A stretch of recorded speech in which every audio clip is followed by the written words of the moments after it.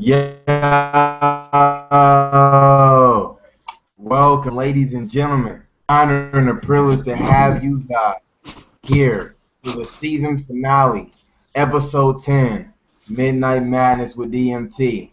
It's your boy, social media hype man, aka Terrance A. Collins Jr., aka Mr. Inspired Mind. And today, ladies and gentlemen, I have a star-studded lineup for you guys. Like I'm telling you, there are galaxies that can't compete with what we have on the panel tonight. All right, so I'm just gonna work my way down the line, ladies and gentlemen. All right, I just want you guys to understand that your life might possibly change 3 or 4 times before this broadcast is over. All right, I just want you to understand that this person I'm bringing to the line right now is absolutely a legend, a juggernaut, online, offline, through time. It doesn't even matter. Ladies and gentlemen, I want to welcome you guys to the Mind Blown Zone. Say what's up to them real quick, B. How y'all doing, man? How y'all doing, man? It's an honor to be here and a pleasure, man. We have a panel of some heavy hitters, man. Some serious people out here in this world, man. And yeah, man, we came to introduce you to what we got going on. We want your mind right now and your time. So what's the topic we talking about, man? You gonna kick it off, T? You gonna kick it off? Man, I'm gonna go ahead and introduce everybody, and then and we'll hop into it. The next person that I want to introduce, look,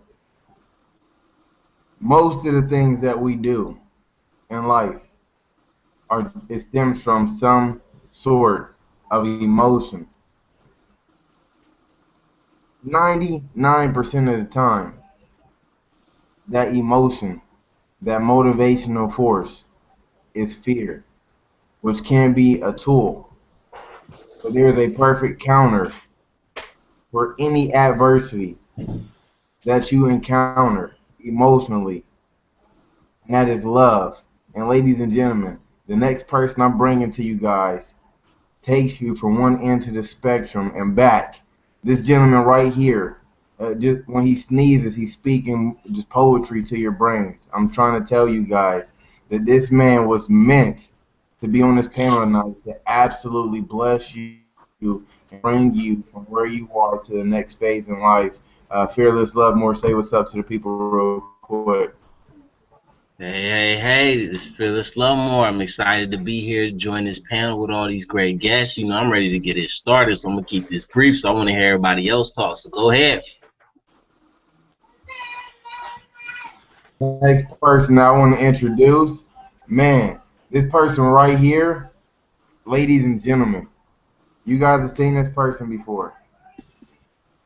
And man, every time this person speaks, my inbox blows up, their inbox blows up, lives change. This person right here, I just want you guys to imagine that you fell asleep in the stars and you're playing and you're dancing with angels.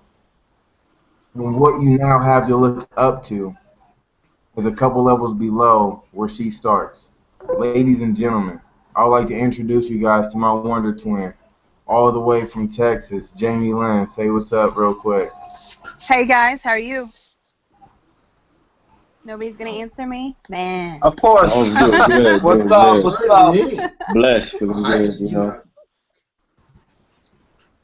Fantastic, Jamie. Fantastic. Thank The you. next person I want to introduce, ladies and gentlemen, is I want to introduce somebody that is just, man, you guys are familiar to what happened to Japan a couple years ago.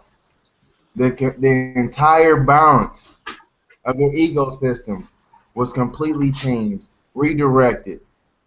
The gentleman I'm bringing to the line is not a force that is as powerful as a tsunami. This is one of the first and only beings that ever existed that had the power to create a tsunami. And ladies and gentlemen, I'm trying to tell you of this proportion comparable to the type of tsunami this gentleman is putting together. I want you guys to pull your pen and your pads out. I'm gonna need you guys to, Velcro them to your hands or something. Get some duct tape. because when the wind gets blown, when he gets to speaking, it's going to get going. Say what's up to him real quick, Jared. Guys, I want to thank you all much for being out tonight. It's great to be here. Thank you very much for the invite, Terrance. I'm pleased and honored to be here on your panel. And you're right. It is going to be a hell of a night. Guys, get ready. There's a storm coming to town. Get ready. And last but not least, ladies and gentlemen, see, people talk about, they're going to stand in line waiting for Jordans. They're willing to suit each other over LeBron. People want to follow Kobe. They want to worry about what Peyton Manning's doing in the offseason, who Tom Brady's dating, how Tony Romo's emotional spectrum is today. But what I'm trying to tell you guys is the man I'm bringing to the line right now is a true fan favorite, all right? Look, if this man decided to attach himself to any pro league, he would automatically be in the All-Star game because he's getting the most votes. But no more from me. From a place that could be debatably called an island, I'll bring you guys Stevenson. Yo, guys, Stevenson Lindor, live in effect. If you knew better, you do better, and we're here to do better. So, let's get this popping. Let's get this started. Midnight Madness, season finale. Got some great minds here. We're going to educate, motivate, elevate. I'm going to take this to another level. Let's go. Ladies and gentlemen, I want you guys to ask yourself a question. All right? I want you to ask yourself, what is the most important, and what is the difference between accountability and responsibility? How important do those two things rank in your life? How important are they individually? Which one is most important, and what is that difference? As Stevenson just said, if you knew better, you would do better. And the person I'm going to let get it started tonight, I think we're going to take it, we're going to do it the way it should be done, and we're going to let the ladies go first. You said ladies. I think I'm the only one, right? I'm scratching my head too, Jamie. You're not. Yeah, I'm going. All right, who's he calling out? Because I know. I was like, only one lady there. Is that accountability or responsibility? Who's going to take it? No, I'm just kidding. But I was leaving it alone. Whenever I think about accountability, I think about it as a state of being, as the here, as the now. And when I think about responsibility, I think about that's a response towards something that's already happened, something that you've already put in motion. And I always tell people that I like to think of thoughts as train tracks, and I like to think of your emotional state as the train, because your state of being is your emotional state. That's where you resonate from. That's where you project from. So whenever I think about accountability, I think about it as the starting or the beginning of your emotional state, the beginning of your resonance, the beginning of your signal, I guess, or your beacon that you're sending out. And then whenever I think about responsibility, I think about it as if it is something that you've already set into motion, and then you have to become responsible for that emotion, for that projection, for that manifestation, and then you have to get to a point to where you apply that reasoning as to if you're going to stay the path or you're going to change the path. So when I think about them interchangeably, I think about one as a here, as a now element, as accountability, and then I think about responsibility as an aftermath.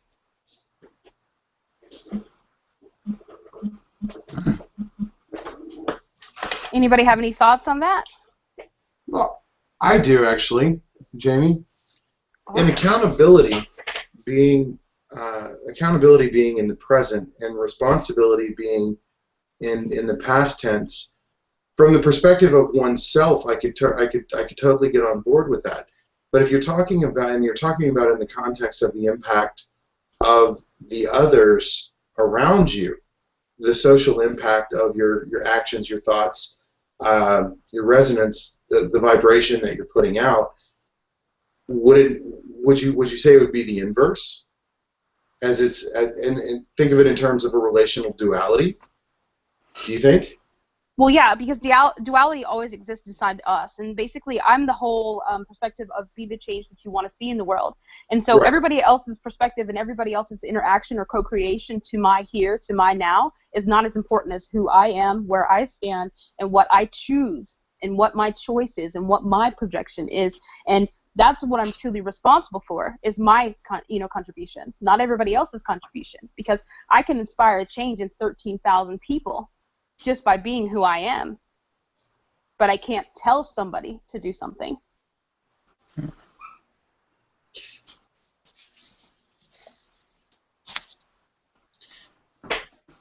Very well said. But Right. if that's Go ahead.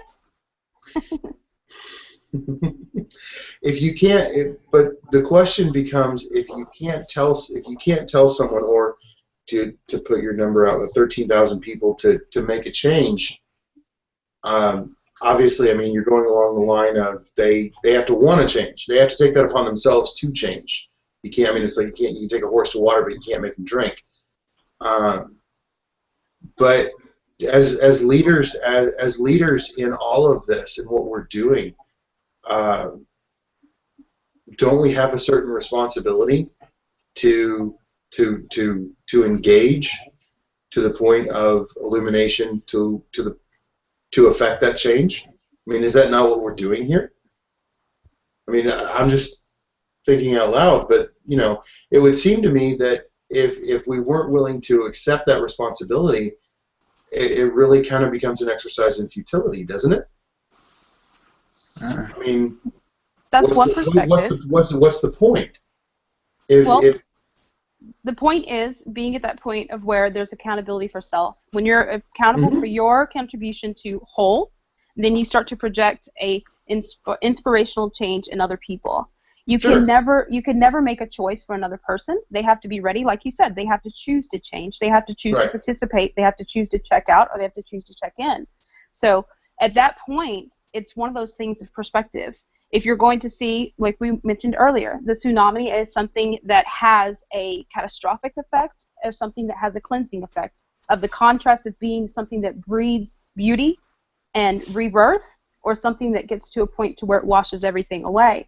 So it depends on the perspective as far as like what you see that as, because when I think about being the change or being the one that sets a precedent for everybody else, it's something that has an internal type of energy, because inner peace inspires inner peace. Inner confidence inspires inner confidence. So to me, my accountability is for my thoughts, my contribution, even to this conversation, to everything in my here and in my now, and then I'll have to take responsibility for where that goes. And just like exactly. Okay. No, that was what I was driving at. I was asking. I didn't mean to interrupt, but that was exactly what I was asking.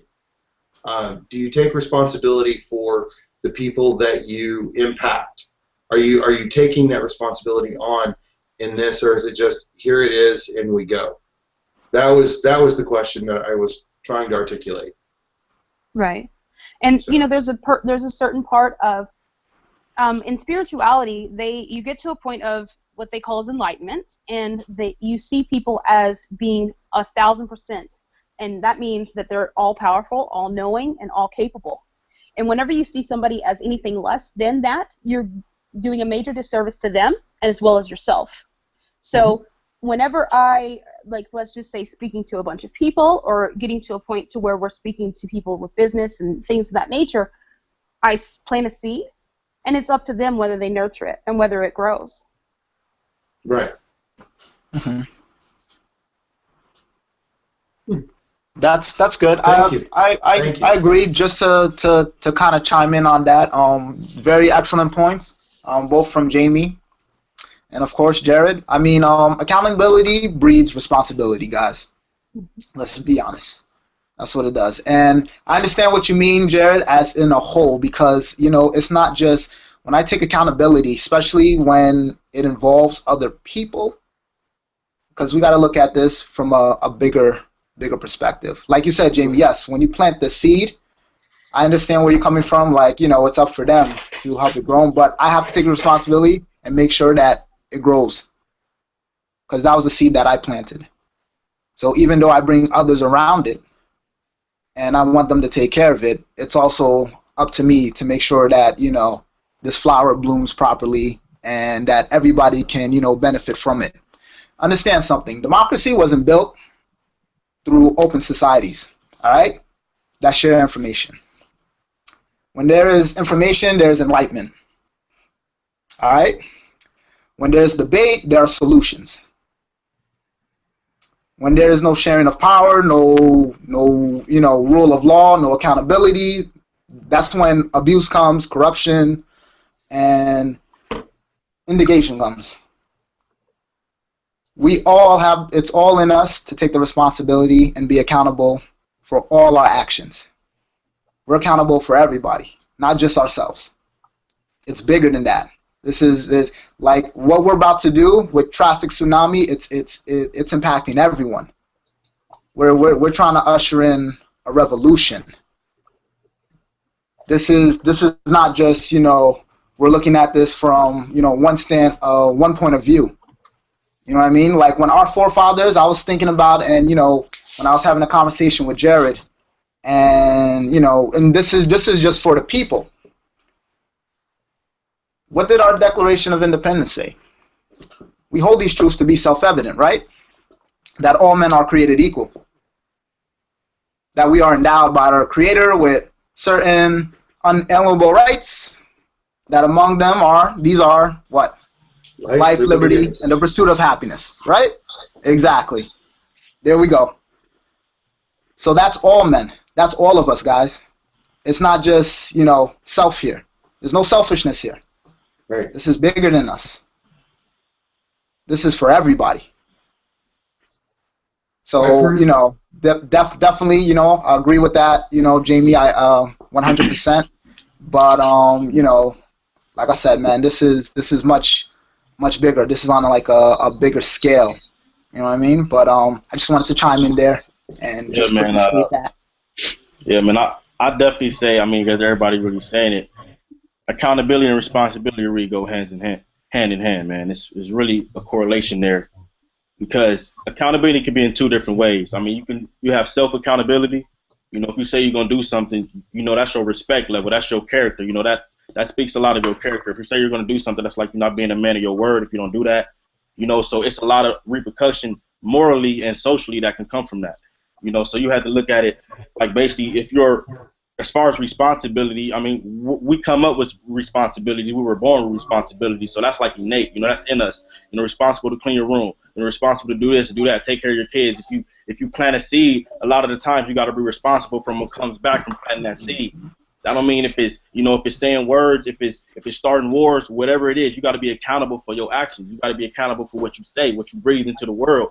You got to be accountable for your thoughts. You know, accountable is deeper than just, okay, my man said my job was to cook this side or clean this side or whatever it is. It's deeper than that. You know, it really goes deep. It goes life and death when it comes to accountability and when it comes to responsibility.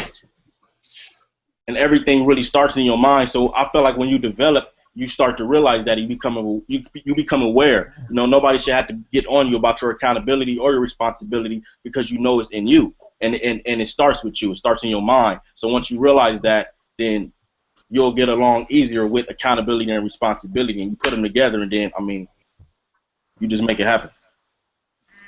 Well, sure. And, you know, I mean, on the point of accountability and responsibility, I mean, sure, they go hand in hand, but, you know, at the point we're talking about relational accountability and relational responsibility between people, and, you know, I absolutely, Jamie, I couldn't agree with you more. To really affect change, it has to come from within. And leadership by example is really the only way to be an effective leader. So if you internalize the change and then push that back out and the people around you see it, you know, you're doing everything properly. You're doing it correctly. But more to the point, from a sociological perspective, in relationships with in relationships between men and women, and society at large, when we make promises to one another, when we tell somebody, hey, you know what, I'll take the trash out, you know, that doesn't seem like a really big deal, but there's a lot more at stake than just did the trash make it to the curb. You know, your interaction with that person could be your mom. Your interaction with your mom is, you know, hey, little Johnny said he was going to take the trash out and he didn't do it. So the next time he says, I'm going to go do something, there's kind of that, was it really going to get done? And then if it does get done, well, then the trash was a fluke and something happened. But if it doesn't, you start to see a pattern. You start to see a trend. And if you're not willing to take responsibility for your actions or inaction, regardless of which it is, you're doing a disservice to yourself, and you're doing a disservice to the people around you. And in the industry that we find ourselves in, and the people that are around us, you know, we have people jumping up and down, screaming at all times from all walks of life, I'm a leader. I know the answer. I can do this. Watch me. Here, over here, over here, over here. Just buy my deal. Do my thing. Do this, do that. Or come check this out. Or go look at this. Or go watch that. You know, it's all a sales hype. It's, you know, go, go, go, go, go, go, go. But at the end of the day, if there's no follow-up, you have failed that person. You have to take responsibility for the people that you promise things to. They, in turn, have to hold you accountable to your promises. They have to hold your feet to the fire and say, hey, wait a minute. You said you were going to do this. And I trusted you. I put my trust in you, just like the mother put her trust in little Johnny that he was going to take the trash out, and it didn't get done, and now the kitchen reeks. The kitchen smells like dead fish, right? The trash didn't go out. Well, you know, it's the same story. Guys, when you tell somebody you're going to do something, you've got to do it. And they need to hold you accountable to your promises, and you need to take responsibility to your success or failure in the task at hand. That's kind of how I view accountability and responsibility in terms of the relationship between them, from the perspective of two people, not just one internal person. So. Oh, yeah. That's real. I want to do something real quick. What I'm going to do is I'm going to flip it a little bit, and then I'm going to pass it to D. What I want you to do to associate accountability was with emotional state. The emotional contribution to anything, whether that be the conversation, whether that be your emotional state towards your loved ones, like you said, your co-creation around you. And then I want you to take responsibility into physical action. And if you were thinking about accountability as in feelings or emotional states, resonance, you know, your being, versus responsibility being physical action, it changes the perspective of things. Because I remember that Stevenson said something about being selfish a little bit, like we can't be selfish, or we can't be this, or we can't be that. But the ultimate, the pinnacle of spiritual enlightenment is self-love, self-worth, and self-evolution. So whenever you're at a point to where you're reaching these next levels, to see anybody in your spectrum of your reality or your circle as being anything less than exceptional is to do them a major disservice. So being responsible for them is only part of a co-creative experience of agreement between you and that person. If it is something that is not being upheld by the other side, you must also be wise enough to know when it is okay to let them catch up. D? That was so much fire and such a small amount of grassland. But anyway, what we talking about, that right there, that was deep. Now, since we're actually talking about, I might as well just piggyback off that one. And since we're talking about accountability, responsibility, and then you threw in emotion right there, one thing that I actually started noticing is a lot of people seem not to understand that they are accountable for how their emotions play on most of their situations. Like certain situations, you will have someone say something, someone do something, and whether we're going to talk about business, relationship, whatever, and you allow your emotions to overtake that situation or play a much bigger role in that situation than necessary, that emotion is actually going to hinder, or if it's used in a negative way, if you let it affect you in a negative way, it's actually going to hinder that situation in a negative way, rather than actually doing something to build up or make that situation any better. So you'll have someone take instead of taking responsibility or well, yeah, they're taking responsibility for certain actions, or somebody will actually do something and they'll say, you know what, you need to be responsible for your actions and all that other type of stuff. But everything that you do, every single thing that you do, you are held accountable for what it is that you do, especially when your emotions get involved. So she was talking about emotions.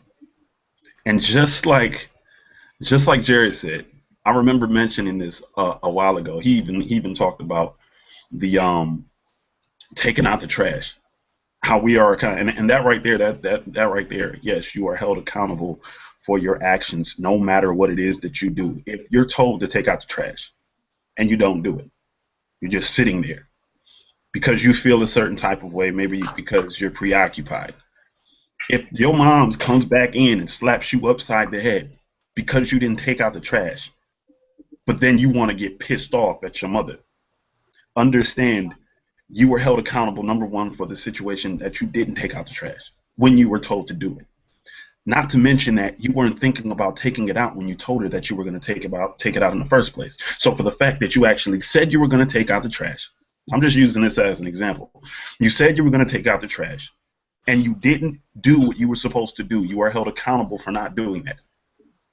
Can I jump in real quick? I mean, it's not just that it's because you took the responsibility on. Mm-hmm. You said you would do it. Right. It's why you're to be held accountable. Exactly. At least in my model, because you accepted that responsibility. Exactly. You took it on. Because you accepted the responsibility. So for the fact that you accepted the responsibility, but you didn't uphold your responsibility, when she comes back in, slaps you upside the head, then you want to get pissed off. Understand that slap upside the head is going to come with you not doing what you were supposed to do.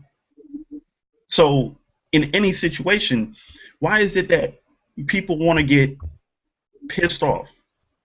They want to get angry. They want to get highly emotional, especially when they say they're going to do something. And just like he said, someone holds you accountable to that. You don't do it. Then you want to feel some type of way. We see that we seeing this in the industry right now. We see this in life right now. We see this in certain relationships right now. We see this on a regular basis. So exactly what other steps can you take besides understand how much of a role you play in those situations, especially when we talk about responsibility and accountability. Now, I came in and people were dropping so many bombs. I'm going to pass it on so I can get a little bit more of what people were saying. I'm going to probably pass it on to who hasn't spoken. I got something to say. All right, for sure. Go ahead, bro. All right. I look at accountability and responsibility as, they're two facets of the same thing. They're two sides of the same coin. And that coin is integrity. It's really what you stand for as a person. Like they said, you can lead a horse to water, but you can't make them drink. No, but it is your responsibility to still lead them to water, and you are accountable for making sure that they know how to drink. You are accountable for setting an example. You got to bend over and you got to drink some water yourself so they can see how it's done. And, I really like what Jamie said about accountability, like being in the moment, and accountability being in the moment and responsibility kind of being like the follow through. I look at like a shot in basketball. Your accountability is the shot, your release, and you're responsible for the follow through. Because what you say you're gonna do, you got to follow up with it, and that's because that's your integrity and your patterns as far as your accountability, as far as like taking out the trash. You saying you're gonna do it, like Jerry said. When you say you're gonna do it and then it doesn't get done, you create a patterns, and those patterns, your habits, become your character. And in order to develop good character, you have to hold yourself accountable, because true integrity happens when no one else is around. True integrity means doing, taking out the trash before your mom says take out the trash. Because you got to be willing to step. Because at the end of the day, you got to face your own self in the mirror. You got to go to sleep with your own self at night, and it's all up to you as far as You know, did you live up to the standards that you set for yourself? Because people are going to come in and out of your life, and they're going to have different expectations as far as what they want you to do, who they want you to be. But at the end of the day, is who do you want you to be? Who did you say you were going to be? And are you living up to that on a consistent basis? Because the closer you get to living up to who you want to be consistently, to living up to who you want to be at that 100% level, the more successful you're going to be across all areas of your life. When you are at a point where you can hold yourself 100% accountable to everything that you said you're going to do, everything that, you know, you stand for, then you're a success no matter what you do in life.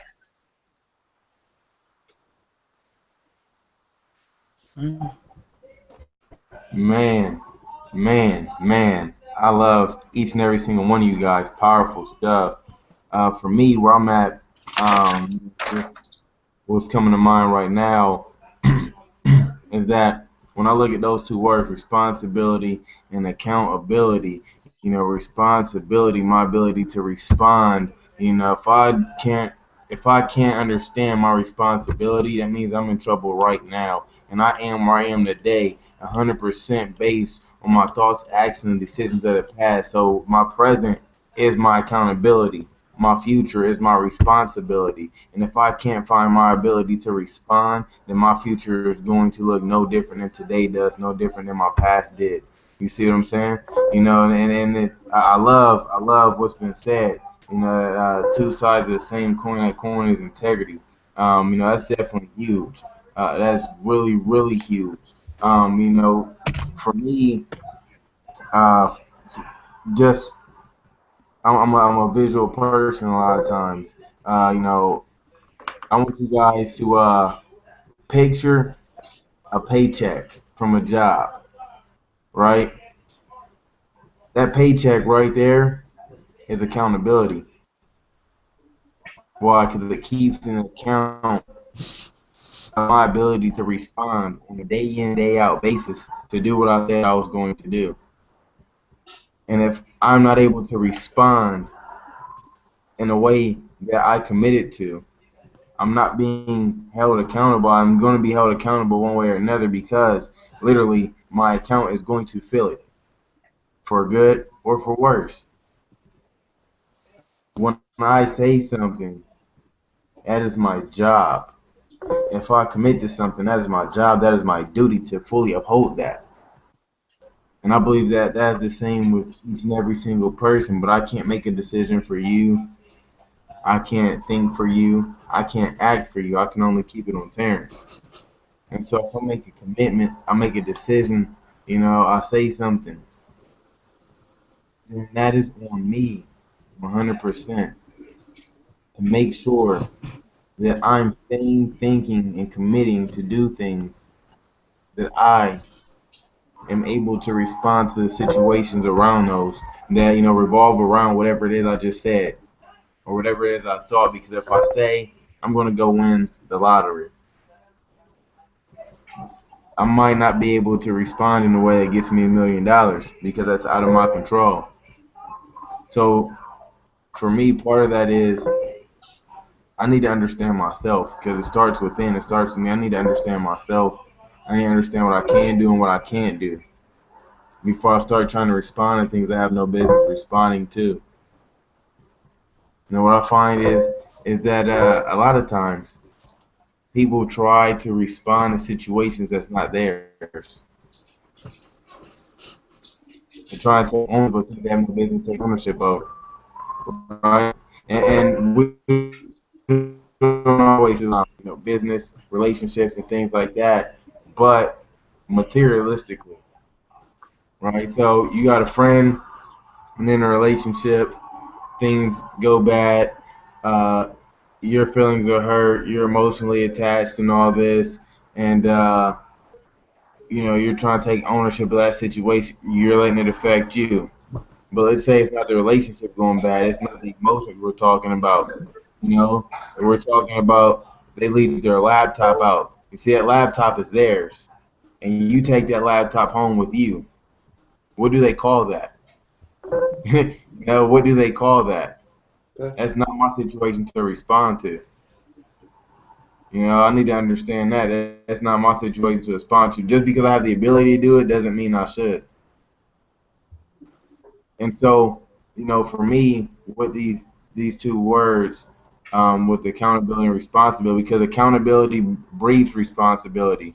The more things I'm held accountable for, the more I know what is going to happen, what it should look like, and the better I can understand how to respond to similar situations, right? That responsibility, where it breeds and that accountability, and that's where we can start to talk about integrity. For me, it's the hand, it's a self-perpetuating cycle. I want to throw in there that hasn't been brought up, that ties these two things together. Integrity, you know, that's for everybody else, but the key to it for me is this A word that I like to call awareness. I need to have that awareness, you know, self-awareness and awareness of the things around myself. Like Jamie said, co-creation, you know, people say, yeah, I'm a product of my environment. That's bullshit. That's a cop-out.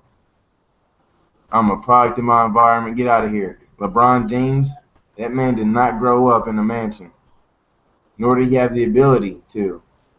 As soon as he became a legal adult, guess what he did? He finally had the ability to change his environment. He did that.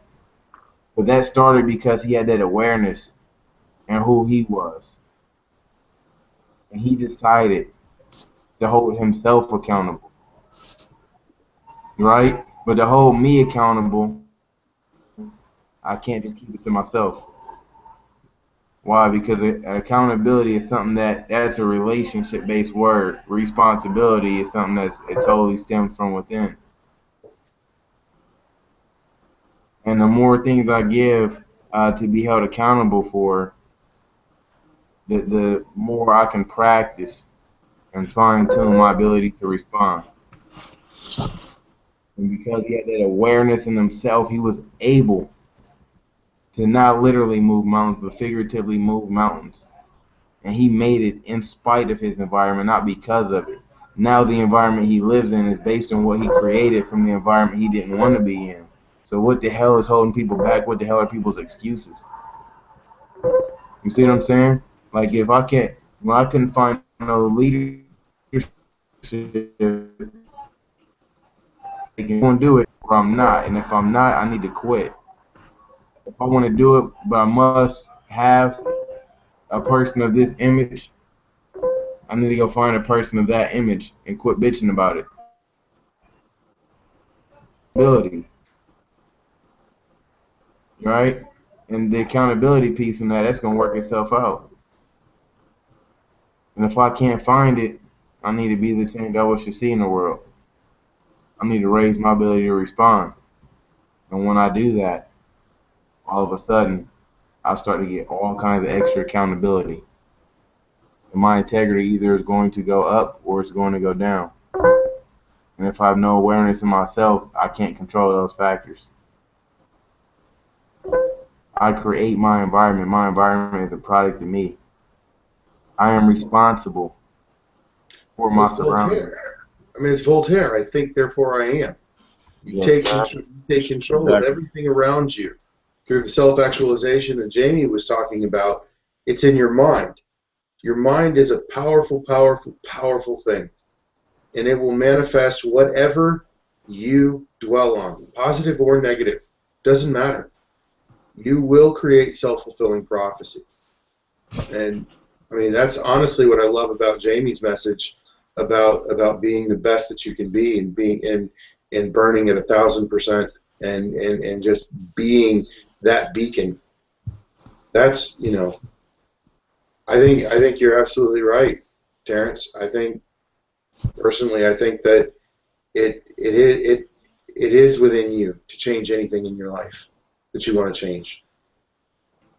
Personally, I think that sums it up perfectly, honestly.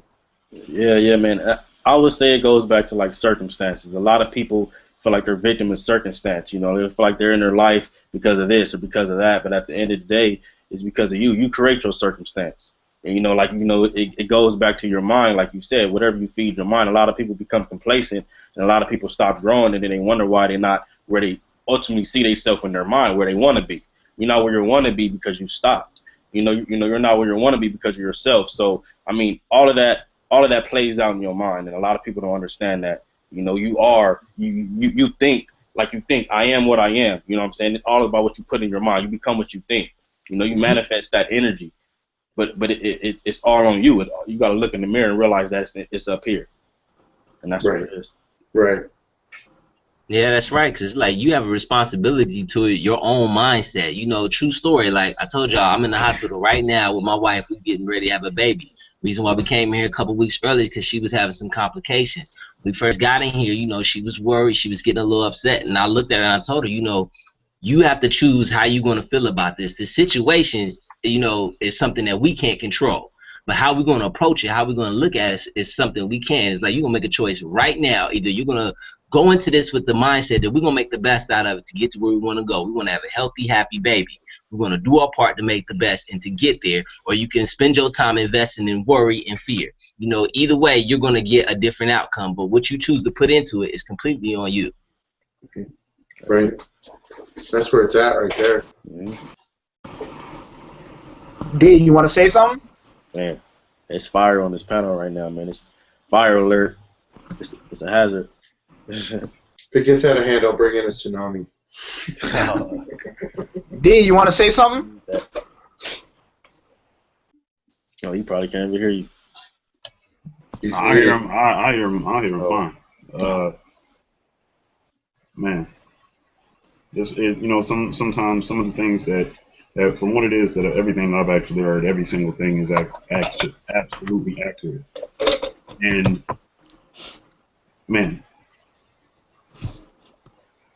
a lot of people I don't think they really fully comprehend. Like especially when you said something that was really interesting. You said investment, and a lot of people seem to get it misunderstood when it comes to investing in yourself. You're either going to invest in, people think it's just money, just monetary, but it's usually blood, sweat, tears, and all that feeds into a mentality positioning you for growth. We talk about character, we talk about integrity, we basically talk about every single thing that builds up a person and develops them as a person. Because when you develop yourself as a person, you are developing your level of responsibility and accountability to every single thing that you do. And one of the other things that people don't really understand is when you start to understand these things, when you start to understand these concepts, then every single person around you is going to start to understand this as well, because you impact every single person that is around you, whether you know it or not. Seriously. So if you have an understanding of how you perceive life, how you see things, how you consider every single situation, don't see something as if a situation comes up, don't see it as a problem, see it as a challenge. Now you see the difference in that.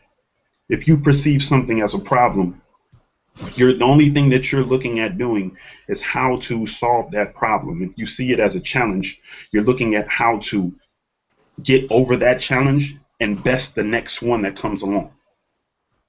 So that means you're taking responsibility for everything.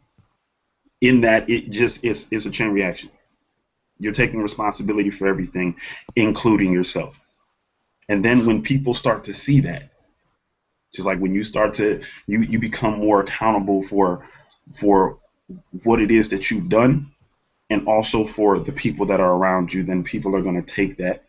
Like I said, it's a chain reaction, and people are going to start looking at themselves. Okay, if this person is taking responsibility and this person is holding himself accountable for everything, and he's starting to look at these things, and he's not seeing things as a problem, he's seeing it as a challenge, and that's a level of integrity that I want to take on. I love that man's character. I love that woman's character. How can I be like this? How can I think like this? How can I get to this position? Now you basically just develop the next person to develop the next person to develop the next person to develop the next person. But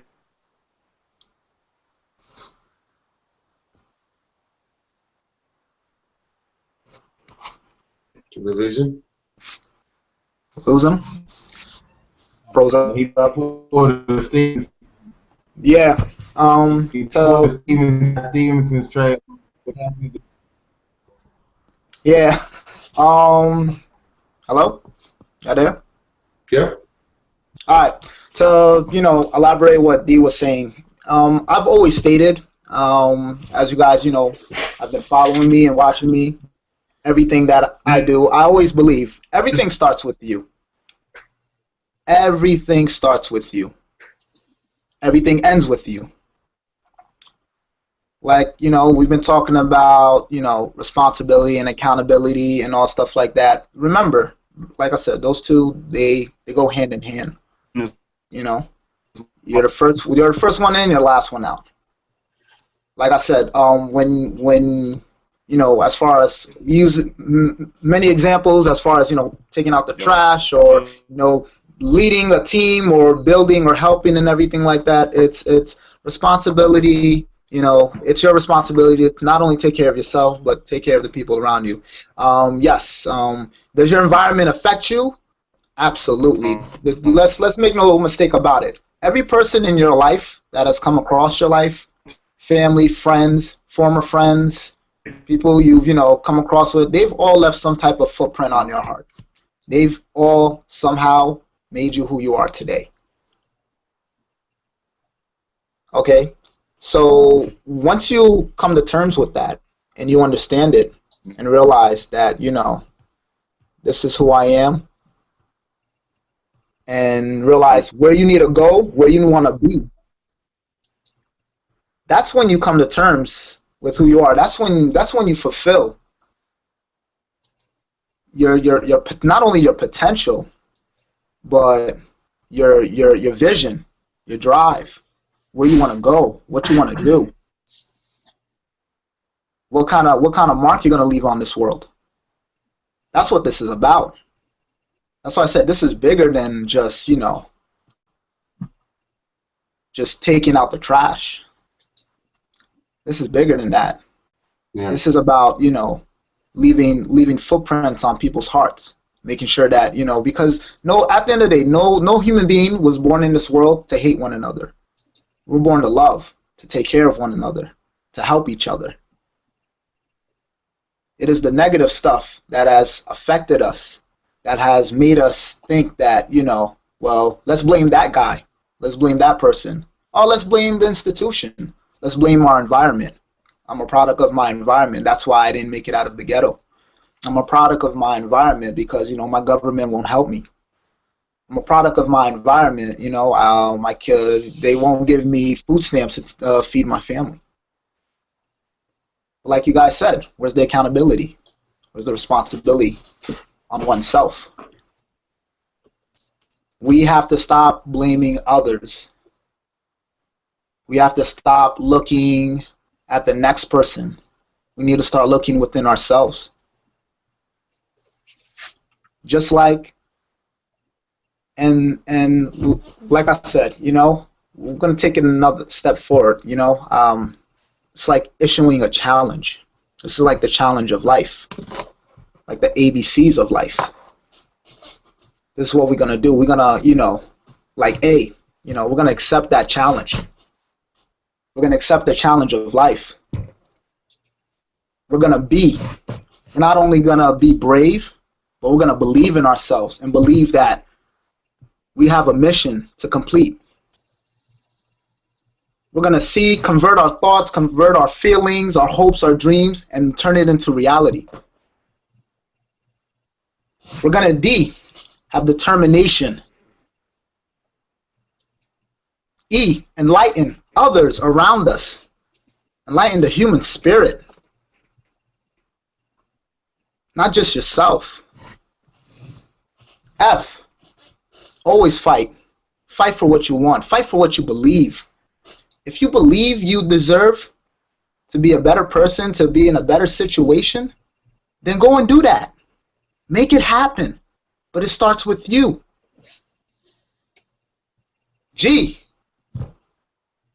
get God on your side. Believe. H, have role models. Have people to look up to. Not somebody you want to be, but look up to. That can show you the right path. I, always inspire somebody. That's what inspired minds are here for. That's what we are born to do. To inspire one another. J, just do it. Point blank, period. Just do it. Get it done. Stop coming up with all these excuses of why I can't do this, and all these objections. All these objections that you already have the answer to. Just get it done. K, keep your eyes on the prize and nothing else. Stay focused and believe in yourself. L, be a leader. Stop following. Stop doing what everybody else does. I need to see results first. I need to see somebody else do it. I need to see somebody else, cross the river before I can do it. Visionaries are the ones that made this country, not followers. Visionaries are the one that laid the foundation and helped mold us and become who we are today, not followers. Be a leader. M, make every day count. We talk about time every single day. Make every single day count, guys. Don't waste it. Time is precious. We live on borrowed time, people. We don't know if we're going to be here tomorrow. So we got to maximize it. Always make every day count. And never give up. Never give up on hope. Never give up. Never give up on your dreams. It's a tragedy. It's a tragedy. O, overcome everything that's in your way. Obstacles, objections, failure. Understand, we're going to fail over and over and over and over again. Get back up and keep striving. Keep going forward. Put your thoughts, P, put your thoughts and put your best foot forward. Q, please, let's stop quitting. Quit quitting, quit complaining, quit crying, quit blaming the next guy, quit blaming your boss, quit blaming, the person downstairs. Stop quitting. Stop. You need to quit all that. Everything starts with you. Run, R. Always run the full race. Remember that. Always run a full race. This is not a 40-yard dash. Life is a marathon. Your job, your objective is to complete it. S. Strive for greatness, people. Understand, we as human beings are the only species in the entire universe that does not reach their full potential. A tree will grow as tall as it can be. A cheetah will run as fast as it can. But human beings, only species in the entire universe that never reaches its full potential. We need to strive and do better. We need to strive to be great.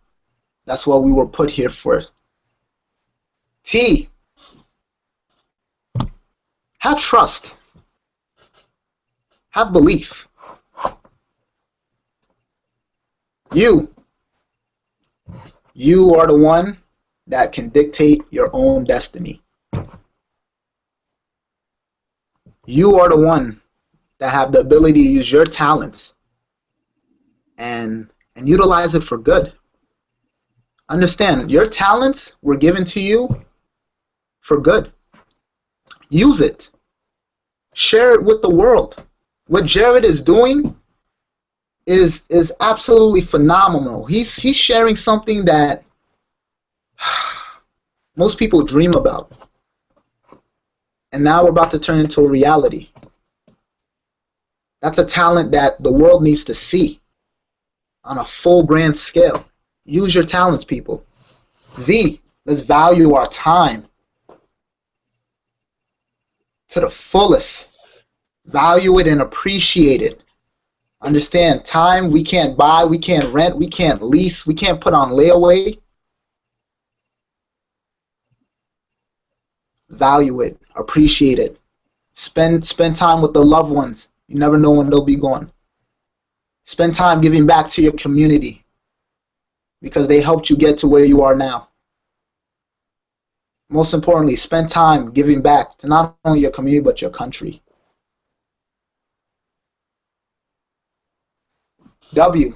Stop waiting for others. Please stop waiting for others. Trust me, that bus is not coming. That spaceship is not gonna land.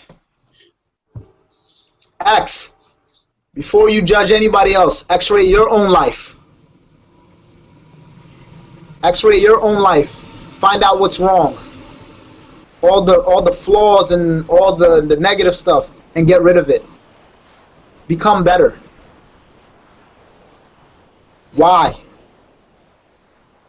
Yearn to learn from others who are better than you. Yearn to learn from other people's mistakes. Understand something. Learning from other people's mistakes can probably be one of the greatest lessons you can learn. You won't live long enough to learn from your own. And Z, always be zealous in anything that you do. Always be zealous in anything that you do. When reaching the top, when striving for greatness, when helping others. That's what we're here for, guys. This is bigger than just holding accountability and responsibility just for ourselves. We're trying to save a nation here. We're trying to start a revolution here. Yes, we are. We're trying to bring back we're trying to start a new Declaration of Independence. We're trying to set forth new founding fathers and let them know that no, the American dream is not dead. It's a well and alive. That's why we are here, guys. That's my responsibility. And I expect each and every one of you guys to hold me accountable for that. You know I will. That's why I brought every single one of you guys together. Because we have a mission. We have a mission and a duty and a responsibility to not only take care of ourselves, but the future generation. We have to lay a path. We have to leave seeds, something that our future kids can follow, can look up to, can appreciate, can be proud of, can love. That's why we were brought here, guys. This is what we came here to do. You know, we talked the other night, Steve. We talked the other night, and you never cease to amaze. That man right there just absolutely gets it. This is the second Renaissance. This is the rebirth. The democracy, by and large, will last 150, 175 years. We've outlived the average lifespan of a democracy. In our nation, we're starting to see it crumble because of the me's. What gimme's. And the country isn't what we grew up in. This is not the America we knew. And Steve and I were talking about this at length the other night. I don't know. We talked probably until about, what, 12:30, 1 o'clock in the morning? Yeah, 1. Something like that. Yep. Guys, the reality of it is the middle class has been crushed. The wealthier have gotten wealthier, the poor have gotten poorer, and everybody caught in the middle is they're fighting for their lives, and they think that it's everybody else's fault. They feel frustrated, they feel trapped, they feel helpless. And the reality of it is, people like us, I look at this panel and I'm floored, and I cannot tell you what a privilege and what an honor it's been to meet all of you tonight. I mean, some of you I've met prior to tonight, some of you I'm meeting for the first time, but you give me hope for what it is that I set out to do, and meeting people like you. The law of attraction is at play here. You know, I look around the people who are starting to gravitate toward all of this, and it's words like Steve's that just, they stir the hearts and souls of men. And we need more of it. We need to take on the responsibility of taking that message to those people who feel trapped, to those people who feel like they can't better their situation, and explain to them that if they think they can, they will. If they think they can't, they won't. It is a product of their mind, not a product of their environment. And we as leaders, as mentors, as teachers, as other citizens, as human beings, have a responsibility to hold them accountable to fulfilling their potential. Because like you said, not another being in this universe goes as unfulfilled as mankind does. Particularly Americans. I look at what our youth have become. I mean, who's seen that commercial with the kid who picks up his cell phone and calls his grandmother with the walker to go get him another grape soda? Who's seen that? I've seen it. I mean, and it's real. Yep. It's real. That's the part that stings. It's real. And, you know, guys, it's not too late. We've got to, at some point, step out of the introverted me, and start shining outward and being examples. Take the trash out before you're asked. Go cook dinner for someone. I issued the grocery store challenge. I'm going to find out on Sunday how many people did it. Go to the grocery store. Go look for somebody coming out who's obviously got more groceries than they can handle in their cart. Take it to the car for them. Wish them a Merry Christmas. Takes 10 minutes, but I guarantee you, you'll impact that person for the next 2 months. They'll remember that moment for the next 2 months. Guys, pay it forward. Because if we don't start, nobody will. We have the intellect, we have the heart, we have the drive, we have the conviction. The only thing lacking is our desire to take the responsibility, and then the fortitude for us to hold each other accountable to the task at hand. That's the revolution. That's the second Renaissance. That's what we're here to do. That's what at least that's what I'm here to do. I'm not going to speak for anybody else on the panel, but that's what I'm doing. That's what we're going to do. That's not just I. There's no I. It's already in motion. I'm not speaking for anybody. This is my first night here. I'm not speaking for anybody else. It's already in motion, baby. We just waiting for time to catch up. No empire ever rose by one man. Talking about man, look, this is why. I mean, I could go on forever for why I love each and every single one of you, and I love what's been said, and I love how Stevenson said that. You know, that accountability, that ownership, right there, that awareness, you know, you guys together. Why? Because, like Jared just said, you know, my environment is a product of my mind, right? And when I decide that I want better people around me, I start to think like a better person. I can attract better people. But this is the thing right here, all right? Because a lot of people talk about, law of attraction and everything, and they're like, yeah, I read Think and Grow Rich and I watched The Secret. I'm an expert, and I'm like, look. And then people say, I've done that, and I'm in the industry and I've been around a little bit. I have some know-how. I'm a leader. I want to be at the front of the room, and you see, everybody's focused on being at the front of the room, right? But everybody has this law of attraction mastered, right? And this is the thing about the two most commonly misconstrued things when it comes to law of attraction is The Secret and Think and Grow Rich. And the reason why I bring up that leadership in front of the room is, and I'm going to tie it together for you guys, those are the same thing as them telling you the guy at the front of the room makes the most money. But here's the thing about this. That is a lie. That is bullshit. The guy at the front of the room is not the one that makes the most money. Somebody put the guy at the front of the room. And I challenge you to quit trying to be the one at the front of the room. If you want to make a difference, start putting other people at the front of the room.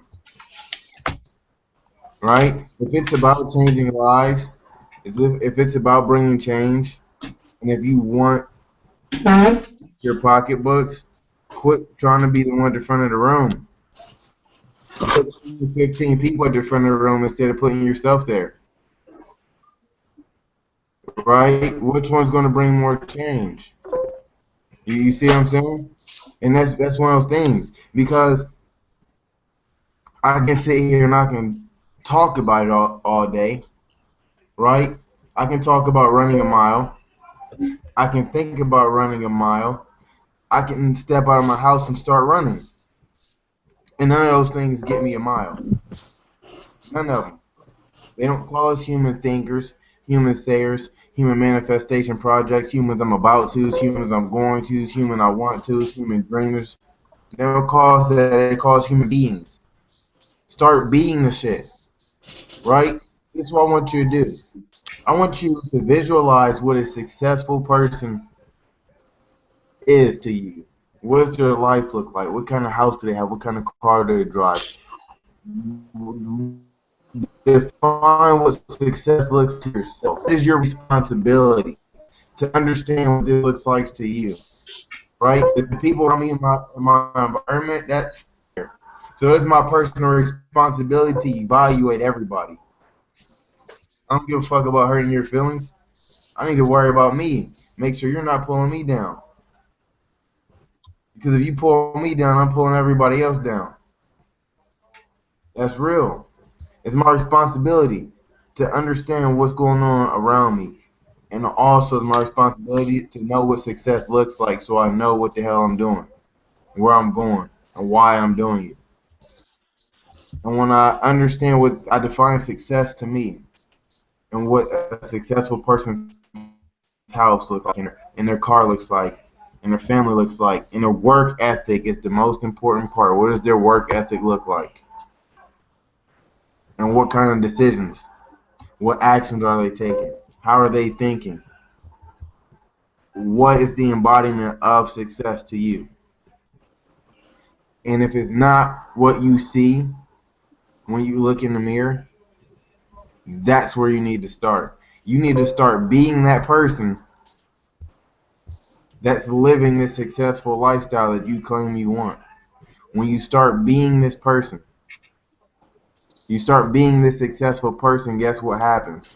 You become a successful person, so you get all those things that that successful person has. If these things come with success, you become a successful person. These things come because you become success. It's about being it. For me, I'm always dropping nuggets. I'm always teaching. Midnight Madness came together because for me, man, I got a couple of Teacher of the Year awards in daycare. And I wasn't the person that did my homework.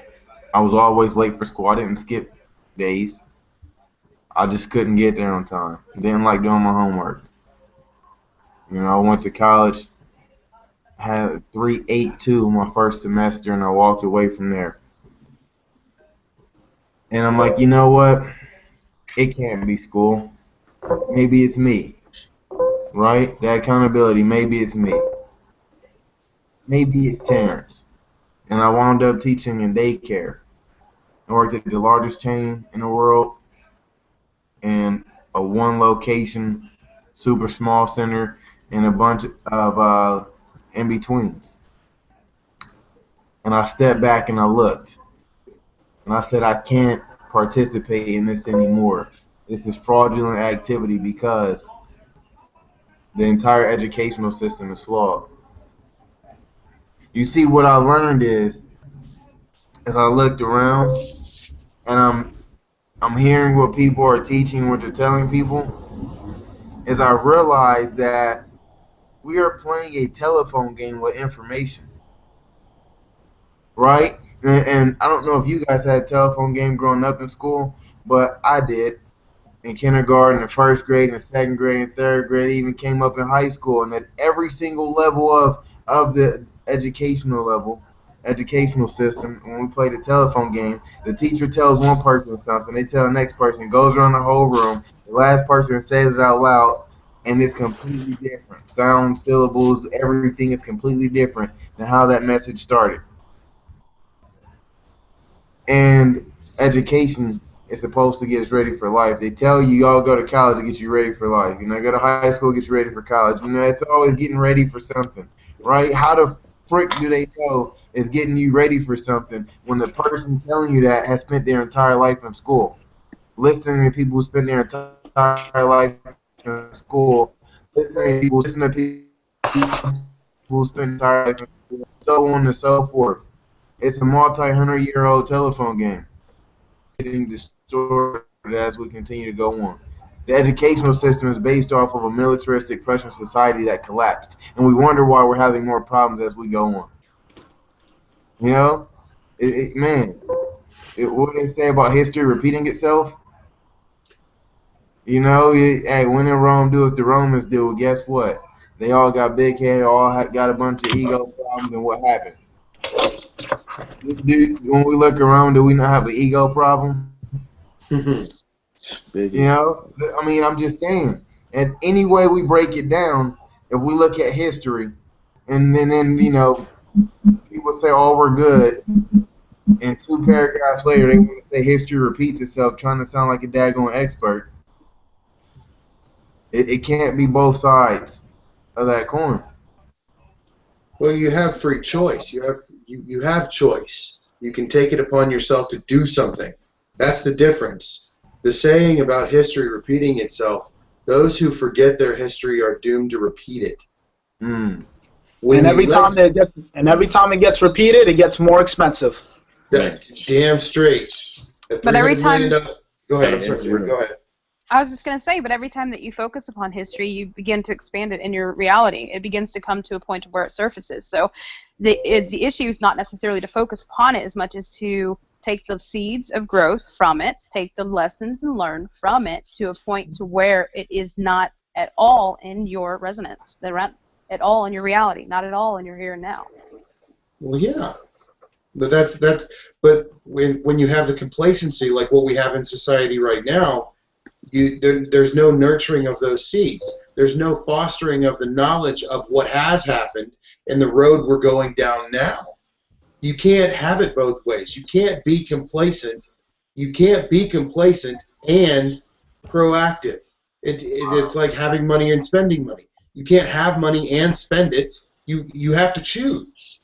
It's one of the wealth principles that I teach. You have to choose. Are you going to have money or are you going to spend money? Do you want the Lamborghini or do you want the money? You can't have them both. You have to pick. I mean, that's how this works. So if you're complacent, you're not proactive. If you're proactive, you're not complacent. What you resist, it persists. So I mean, there's so many sides of this that have that point of where whenever somebody is standing tall, screaming, fighting for what they believe in, they bring about more of that. But whenever they are peaceful, like the peaceful resistance, like Terrance always mentions Dr. Martin Luther King, he always had peaceful resistance. He inspired what he wanted to happen by being a calm sinner. And if you're at that point of where you're saying that this situation is something about history repeating itself and things of that nature, I have a 7-year-old. He's homeschooled, and he's in an international private school. There is nothing about history that is fruitful for him, honestly, because he has a mindset and a perspective that is out of this world.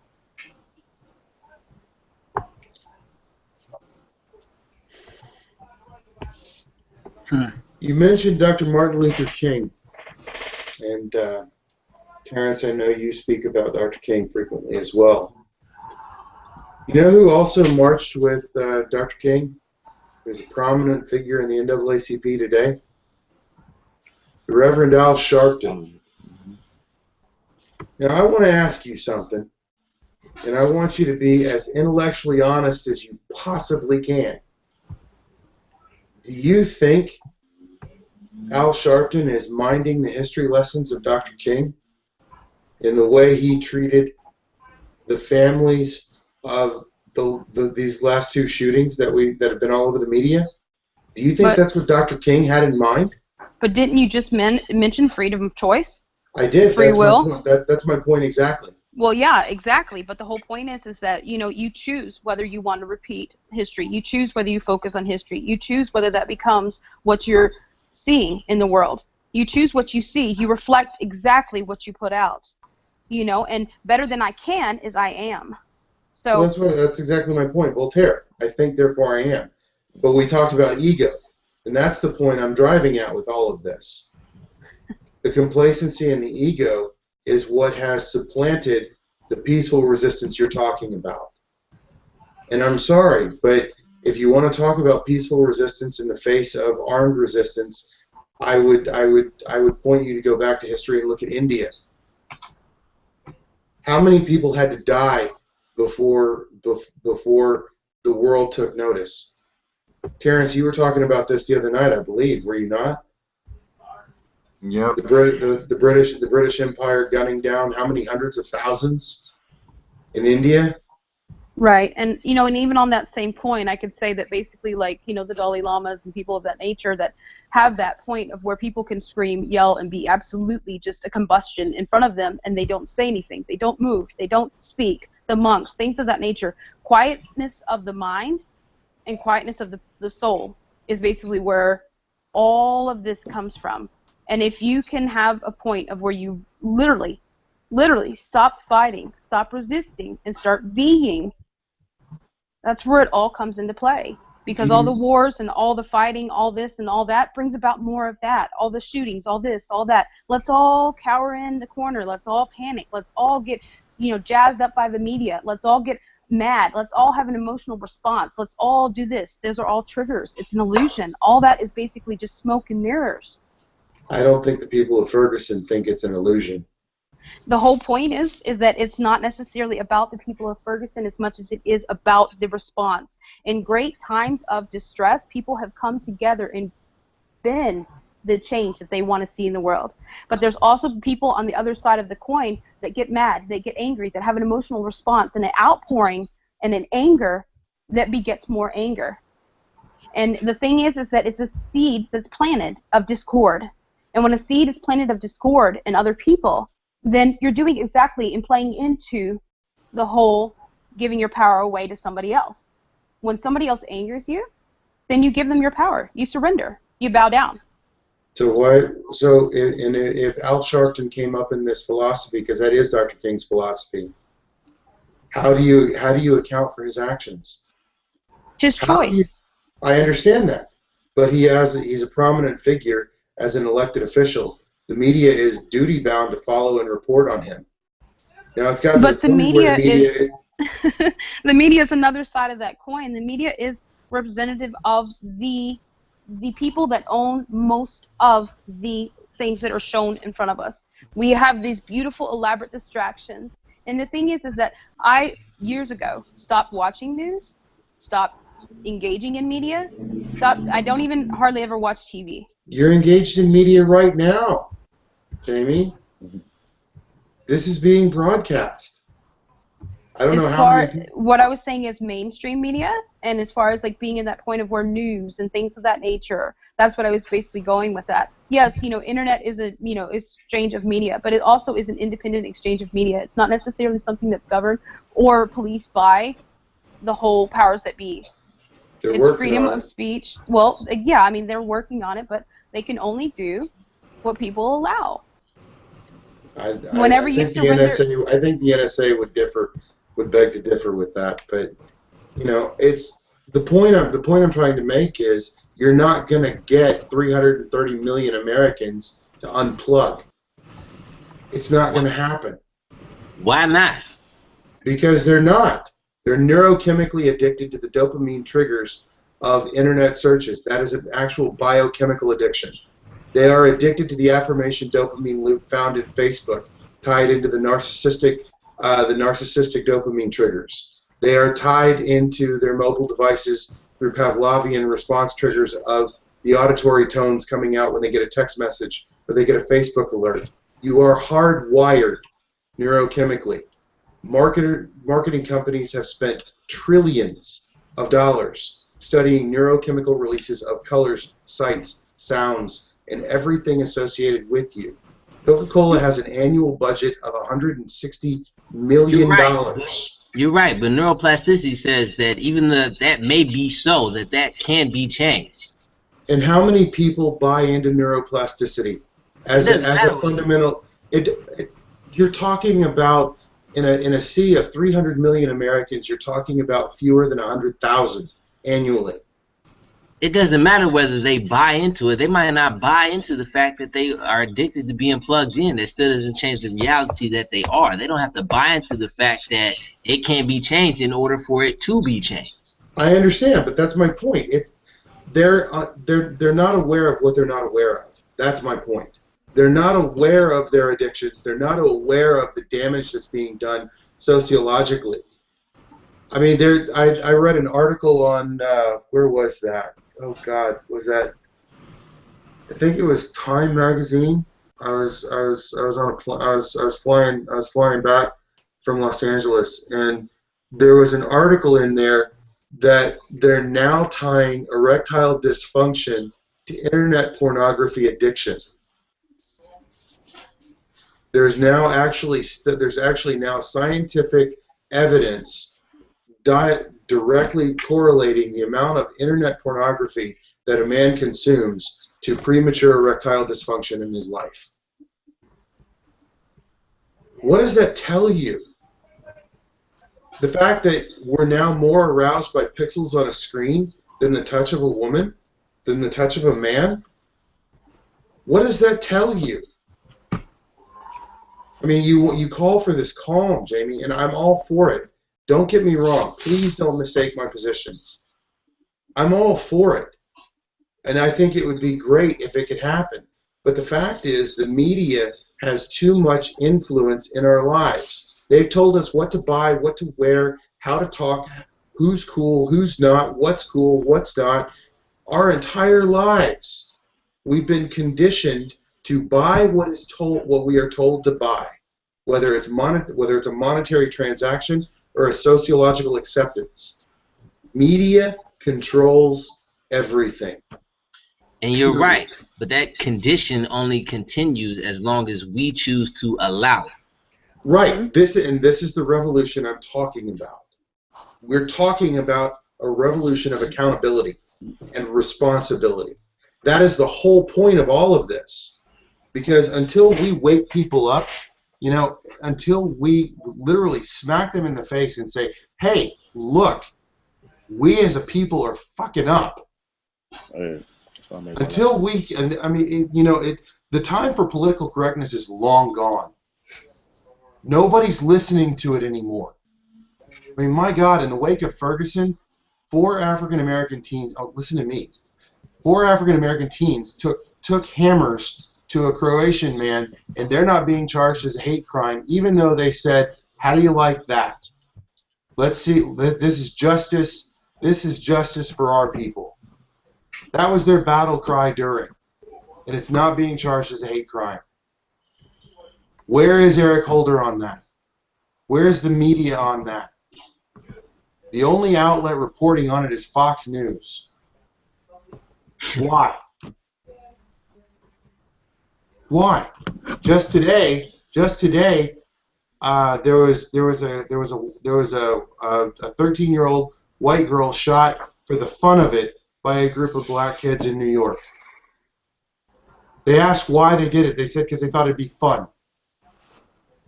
But that's everywhere, though. There's every race, color, But it's shape, not size.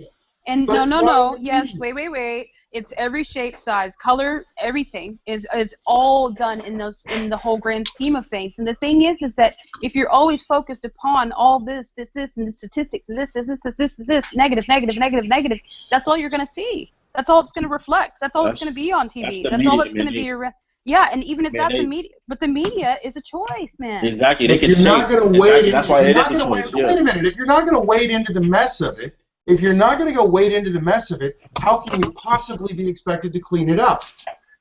You can't sit back and say everything's rosy. You can't sit back and say it's everything and everywhere. You have to pick a place to start. And start but do you have to fight all the time? Do you have to be resistant? Yes. Do you have to? No, you don't. That's your choice. That's your perception. But it doesn't mean that every single person in this world has to perceive things and feel things and absolutely experience things on the same level. When you're saying we and these gross generalizations, that's what you're perceiving as being your here, your now, your reality. But like I told you, whenever you said the whole nation's not going to unplug, and that's fine, but that's not for them to do. That's for me to do. I've unplugged. My kids unplugged. So that's what we choose. That's who we are. But how unplugged are you? You're on a Google Hangout at 2:00 in the morning on a Saturday night. Right. I didn't say I was off the grid. I didn't say you did. I said, how unplugged are you? But that's the whole point. You said anything. I was thinking about media and things of that nature. And there's nothing, and even at this, and things of that nature, and going back and forth and stuff like that, that's fine. I'm absolutely just, in a place to where it doesn't necessarily matter as far as what I'm saying as it, affects you, or if you even see it as something that's truth, as much as you have your side, I have my side, and whenever people watch this, they'll see and resonate with either one side or the other, or maybe even in the middle. And that's what's the whole most beautiful thing about diversity. My kid. That's the greatest and most beautiful thing about diversity. It brings about those thoughts, those emotions, those actions that inspire change. And that's exactly why we're here. We're here to change. I believe the music perspective is of everybody. Music can is change powerful. a lot. That's why I don't put a lot of the BS in my ears. A lot of the music I don't listen to, a lot of rap. I only listen to real and transparent stuff. Stuff that I know that's in the reality, that's in the streets. I'm saying, not none of that glitz and glamour that a lot of people get caught up in. So that's definitely powerful. And it's all mindset. So it's all. Your mind is being controlled. A lot of people is being mind controlled out here. They're blind and they don't realize their own power. So once they realize that they control their destiny in a sense, then people will start to wake up and start to become more aware of what's going on around them. Right, and that's comes down to self-accountability. Whenever whenever somebody's at that point of where they're seeing all these things, and even if we're watching media or we're doing this and we're doing that, we choose how we respond to that. We choose how we respond to each and everything that we do. And just like Terrance always says, you're exactly where you are today by your thoughts, your actions, and things of that nature. That's true. But you are exactly where you are because of choice. And the people that you surround yourself with, the people that are gravitated towards you, are a reflection of you in some aspect. And whenever you start to see the reflection and you really, genuinely pay homage to that reflection as something that is a lesson or a learning point or a catapulting you forward, something of that nature, once you actually realize that reflection and see that reflection, stand there and face that reflection, it stops becoming a reflection. And then you move on to more reflections and more ascension and things of that nature. So I see all these things and I hear these, this is something that, people tell me all the time. My family is absolutely amazingly Christian, and I'm not, So I hear a lot of these things being thrown at me or told to me and things of that nature. And whenever these things come up, I listen, and that's all I can really do, you know, because that's where they're at. And I'm not going to tell them they're wrong. I'm not going to tell Jared he's wrong. I'm not going to tell Stevenson he's wrong, or, you know, anybody here, because this is where you are. This is who you are. This is where you stand.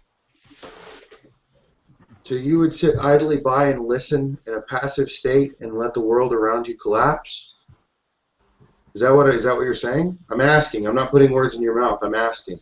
Right. Well, you know, it's one of those things to where you're basically telling me that, you know, whenever my mom or, you know, anybody else brings up things that are very much like mass hysteria, honestly, because that's really what it is. I mean, they're like, did you see this? Did you see that? This is epidemic and that, blah, blah, blah, blah, blah, blah. I listen, because at that point in time, they need to be at a point of where they feel either what it is they're seeking from me, comfort, they're seeking maybe an ear, there's whatever it is they're seeking from me. I let that be them, and I see where they are, so I can meet them to where they are. I don't necessarily put myself in their point. I don't put myself in their being. I don't put myself in their hysteria, but I listen to them. So I don't make myself a part of what's going on in their mind and in their heart and what's going on in their emotional state, because it's something that I've separated myself from a long time ago. And like, I don't know how to stress this enough. One of the most common misconceptions about spirituality is the inner peace, and actually understanding what inner peace is, and actually understanding what inspiring a change by peace is about. And I know a lot of people will say, you know what, you know, I have military. All my family is military, literally. Like, I'm surrounded by military. So they all, of course, disagree with everything that I say. But it doesn't mean that I don't respect them and love them and absolutely think that they are amazing people. It just means that I've found, out of the contrast of their lives, a different way. Do you think America's in a state of decline?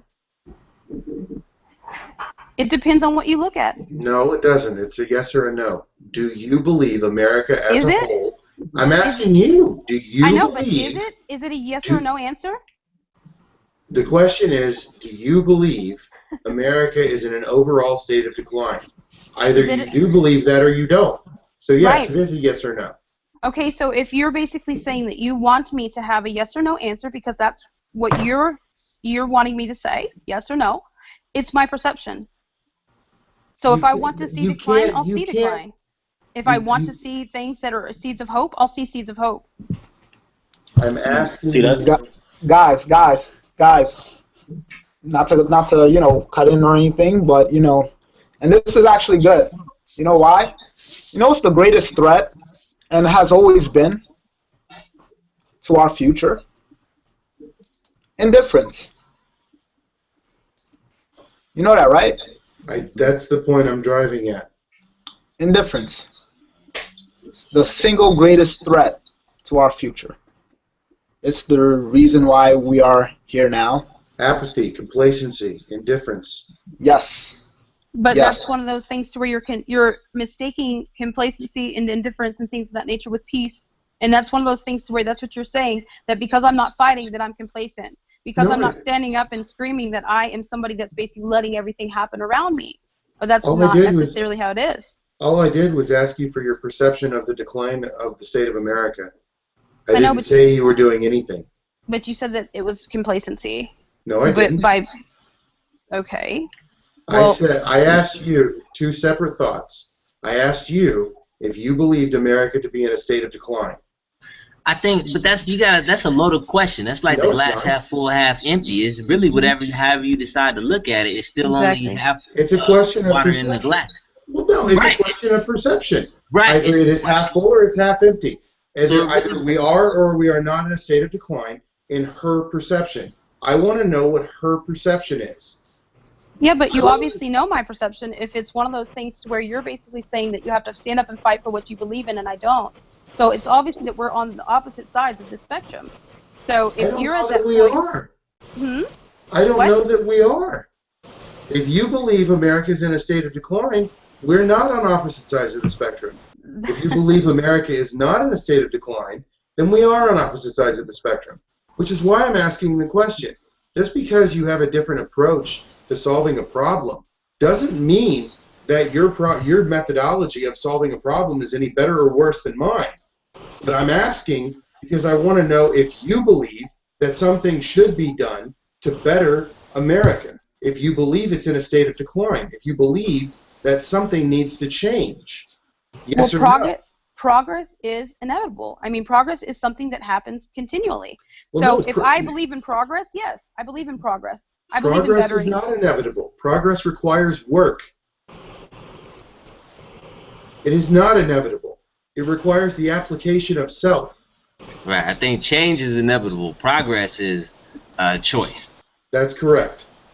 But with every single disaster that we have, there's a progressive change to that because there's contrast. There is a birth of a rebirth of new wanting, new asking, things of that nature. So it's something that, like, again, we're getting into perceptions. You know, whenever I see something and whenever I look at this situation, I see everything as progressive, even this situation. Go ahead. Go ahead. I was going to say, is there a reason that you don't want to answer the question whether or not you believe America's in a state of decline? Is there a reason I have to? Well, it's courtesy and manners, really. We're having a discussion. But here's the thing. It's one of those things to where it's, if you want me to say yes or no, that's your desire. And I'm asking you if there's a reason why you choose not to answer this question. No. I mean, and it's one of those things to where it's just, I don't really feel the need to go into that when this is what we're doing right now. I mean, this is exactly what we're doing. You're basically representing one side, I'm representing another. And, you know, there's also... What side are you representing, Jamie? That's the question. You're saying that the peaceful resistance does not have a feasible way to fit into what the here and now is about. Dr. King was very effective. Dr. King was probably the single most effective advocate for equal rights in the civil rights movement in the 60s, barring none. I disagree. I never said that, and I don't believe that. Okay, well, whenever, like I said, this is about perception. Whenever I was hearing your words, that's me. I totally heard it the wrong way then, or I heard what you were saying wrong. But whenever we're at this point and we're at this impasse, the thing is that do I see America as declining? I don't choose to see that. No, I don't. Okay, so you do not believe America. Thank you.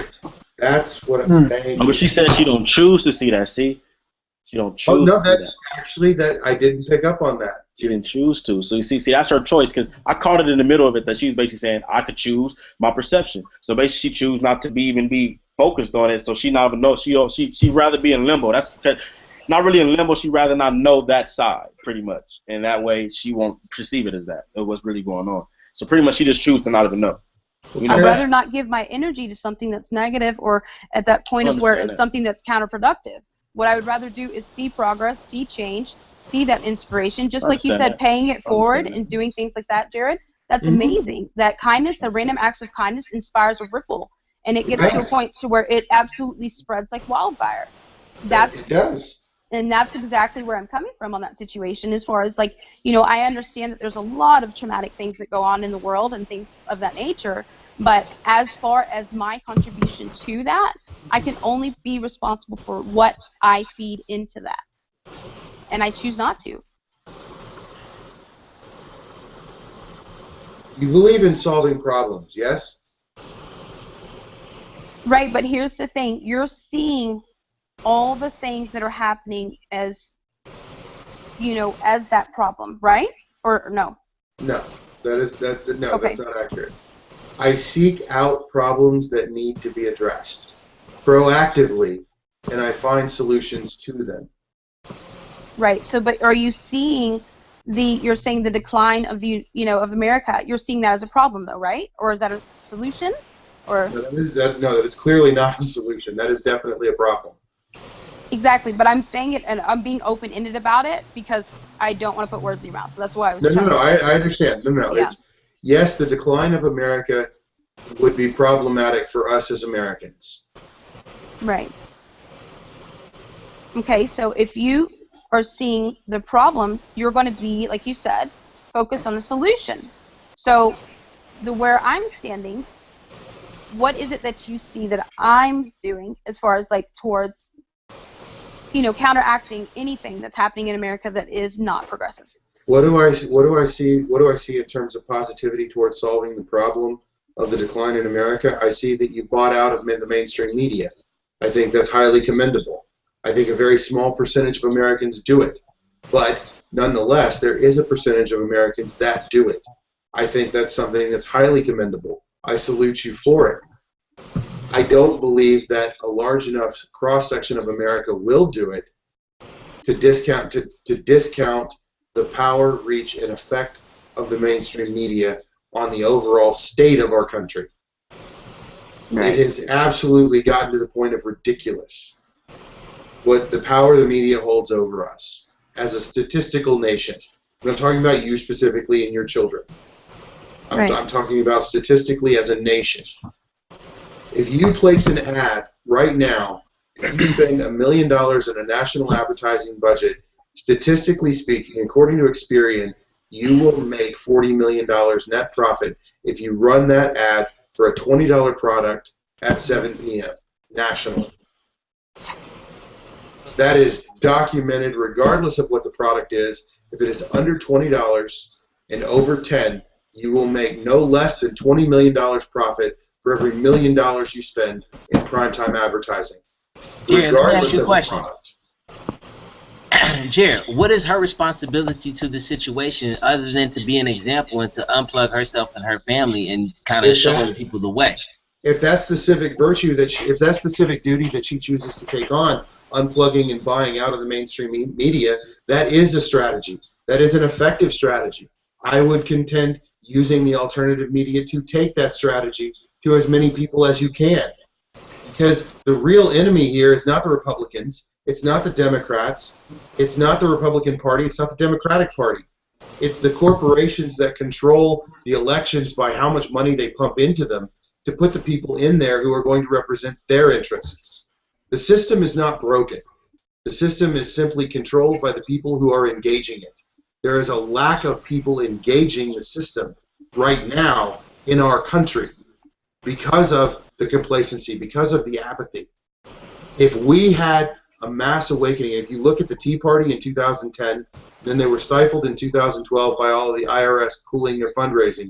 Then in 2014, after everything came back out, 2010 and 2014, you saw a grassroots citizen legislation elected into office. These are not career politicians. These are plumbers. These are mechanics. These are yard crews. These are those kind of people. These are working people going to D.C. to get rid of the career politicians. The most senior member in Congress was elected November 5th, 1955, John Dingell in the state of Michigan. I want you to think about that. That's 60 years in office, consecutively. Does anybody but me have a problem with this? This is what complacency does to a democratic republic. So to answer your question, what do I see positive, Jamie? Everything I see about you is positivity. I don't want you to think that I'm on the opposite side of the spectrum from you. I actually read the Dalai Lama quite avidly. Yes, sir. I mean, I just misspoke as far as like what I was saying as far as like the opposite in the spectrum. I was just trying to understand where you were coming from because I felt like it was getting misconstrued by my perception of what I thought you were saying rather than what you truly were saying.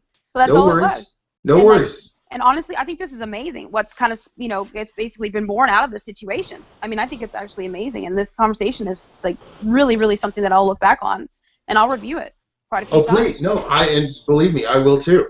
And the thing about it is, guys, the reality of this is it's going to take a cross-section. It's going to take a diverse cross-section of multiple strategies to undo this spider web that has wrapped up this nation. I don't have the only answer. What I'm doing isn't going to solve the problem alone. What you're doing, Jamie, is going to be effective. Terrance, what you're working on is going to be effective. Steve, what you're working on is going to be effective. but we're all coming at this problem from different sides. But it is absolutely so mammoth of a problem that it's going to take thousands, hundreds of thousands of people like us in a like-minded approach tackling the problem of complacency, apathy, lack of responsibility, lack of accountability. You know, I don't know what's going to happen with Bill Cosby. I really don't know if that's real or if that's manufactured. I have a really hard time imagining Dr. Huxtable as this sex-crazed nymphomaniac drugging everybody on the set. I have a real hard time with that. I don't know if that's real or not real. I haven't seen any of the evidence. I don't know any. All I know is what the media's told me. But I find it really interesting that all of these attacks came out when he started actually getting loud about the lack of accountability and responsibility in the African American and the Democratic homes. The fractured home life, the welfare state in the inner city. I find it absolutely amazing that within 3 weeks of his first speaking engagement on that topic, all of these people came out. You remember Herman Cain when he was running for the Republican primaries, and he was actually a front runner for a period for the 2012 elections. And then all these women came out saying he was this, that, and all the sexual harassment claims and everything else, and all that came out. And later come to find out, all 4 of the women went to college with or were close friends with David Axelrod, Barack Obama's leading advisor at the time. I mean, I'm not pointing fingers at one party or the other. The way the media can absolutely destroy someone's life just with the allegation. I mean, what happened to innocent until proven guilty? Cosby has lost hundreds of millions of dollars without even having gone to a grand jury. I mean, he hasn't even been indicted, for crying out loud. But his life is over because of an allegation. And if it's manufactured, and you can manufacture the demise of a public figure, how is that any different from the propaganda ministers in Nazi Germany in 1935? It isn't. That's not the free press. That's not the freedom of speech that we talk about when we go back to the civics classes we took in high school. That's not our country. That's not our Constitution. Now, am I saying we all need to go take up arms and go march on the White House? No. I don't think that's going to end very well for anybody who wants to try it. I think we need to be proactive citizens and do what works for us. Dr. King's passive resistance approach was the single most effective movement in the civil rights movement in the 1960s. Do I think it has a place in what I call the second Renaissance of America? Yes, absolutely I do. Absolutely I do, because that calming presence is exactly what it's going to take to heal the fractures that come from those that are taking the front lines. And to win a war, you have to have spies, you have to have infantry, you have to have air support, you have to have intelligence, you have to have naval support. It takes all of these fundamental pieces on the board to get it done. Jamie, I honestly, I commend you for the discipline you have and the ability to maintain the positive vibration in the wake of all of this. I find it. I don't know that you would disagree with me that America is in a state of decline. I can point to statistics on virtually every front that shows America in a state of global decline. Whether you're talking about military, monetary, economic, social, education, energy, you can look at any of it, and we are on a downswing statistically, and those are just numbers. Whether it's an emotional representation or not, the numbers are the numbers. But the fact that you can be passive and maintain a positive outlook and say, you know, I can unplug from the mainstream media and not contribute to the hysteria of running around pulling my hair out screaming the sky is falling. that's a discipline I don't have. I have to stand up and fight. I put a uniform on. I took an oath of office, or an oath of service. Excuse me. I'll take an oath of office in 2016. But I think that it's going to take all of us. I think it's going to take all of our belief systems. I think it's going to take all of our disciplines to get this done. So that's what I would ask, is that we all come together and realize that there is a lack of accountability. Nobody's holding anybody accountable. There's a lack of responsibility. Nobody's stepping up to the plate. There's a lack of personal accountability, taking the trash out before being asked to do it. And I think, honestly, there's a lack of love. Exactly. That's exactly where I was coming from. Yep. There's two aspects of every emotion that we'll ever experience, and it's love and fear. It's either one or the other. Hatred and greed is our problem. And those are problems. So I just, I personally, I think that the financial lessons that I'm teaching about the decisions that people make with however much money they have, and how to grow your money from an extra $9 a month. I can start you at $9 a month and put you on a path to independent wealth with as little as $9 a month with this system. That in and of itself will solve at least 50% of the social stress in the socioeconomic brackets that need it the most. And that's what I'm doing. That's right. That's my part. That's being the change. That is being the change. You're absolutely right. I think Terrance fell asleep. No, he's listening. Still there. He's listening and he's absorbing, and when he gets quiet, something's coming. Something's coming. Be prepared. Yeah, man. But we've been running this for about two hours now. This has been a deep session. The longest session I think ever. It was a lot of good words said. And, thanks, Jared and Jamie. I kind of envisioned my great speech and everything. I kind of set that up, as a great when kind of went left there. You instigator! You instigator! The ABCs of responsibility. That's what I'm gonna call it. Is the ABCs of responsibility. It's like Terrance might have to edit out that last 30 minutes. Something. No, that was wonderful, guys. Like, you know what I mean, and that's what it's about. You see how you guys started off.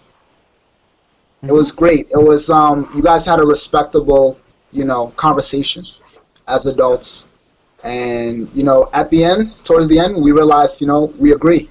This is what we're trying to do. Change. It's more than just yourself taking accountability, responsibility. You know what I mean, for others, for everybody's actions, and coming together for one common goal. And that's why we're here. That's what we're trying to do. You know what I mean? It's about, like I said, it's about loving each other. Humans, we weren't born to hate each other. We weren't born to, stab each other in the back. We weren't born to lie and do all these things. We were born to, help each other grow, get to the next level, achieve our true potential, and, strive for greatness. That's what we were put here for. That's what we are meant to do. And that's what we're gonna do, guys. That is what we're gonna do. That's our embodiment. We're already there. That is what we're going to do. Terrance, are you there, though? Are you really there, though? Is he there? Terrance, he might have taken a nap. Look at him. I do think he's asleep. Yeah, he's out cold. I think he's gone. He's not. He is out. Hey, I caught him like 30 minutes ago. He was like, dropping those and. Well, I sent him a ping over on Facebook. I said, "You okay? You look like you're about to pass out." Somebody, go get a honey bun and hold it in front of him. Yeah, next level honey bun. Hey, that's what he needed. He needed some sweets in his life. He never, he needed some. This guy, he passed out on a live hangout. Yes, he did. Oh my God! Oh, Somebody snap the shot. Somebody get the shot. Oh I gotta get Somebody it. get I the gotta shot. get it. You got it? You got it? I gotta get it. Hold Yo, that's so funny. Man, did it take it? Yeah. It did. I think I got it. I think. Yeah. I didn't See, hear he that. chose peace, didn't he? He fell asleep. He had in the middle of us going back, forth, Oh, upways, oh, yeah, I'll downways. take some. He said, I'm going to choose peace. I'm going to take a nap. He's That's exactly what he unplugging from said. the media. He's unplugged. Exactly. Oh my gosh. Dang. This was great, guys. I love this. This was phenomenal. Jamie, Yeah. thank you very much for your time, your energy, and I hit me up on Facebook. I do want to connect with you. Okay, definitely. Do hit me up. Okay, definitely. I mean, Um, I loved what we had going on, and honestly, that's what helps me a lot with, even with raising my son and stuff like that, is whatever. It's because I do unplug a lot, and that whenever my mother and people like that or whatever do tell me about what's going on in the media, that's really the only way I hear about it. I mean, it really is. I think it was Facebook is the only way I knew how Robin Williams had passed and things of that nature. So it's amazing. It's But amazing to hear. I'll tell you, there's a real danger in that, though, Jamie. Mm-hmm. There's a real danger in that because the keeping your head out of it.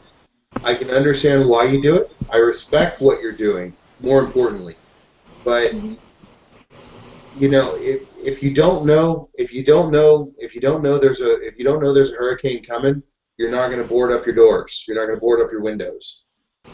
So I would charge you with find a newspaper or some sort of print media that doesn't have all the added fluff, or what a good friend of mine does. She gets her news from the BBC.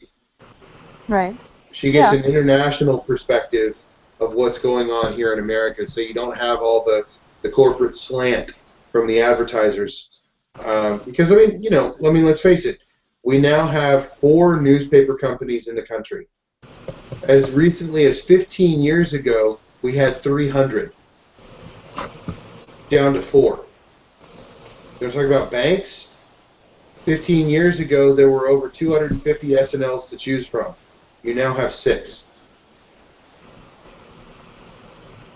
I mean, that is a mind-boggling problem.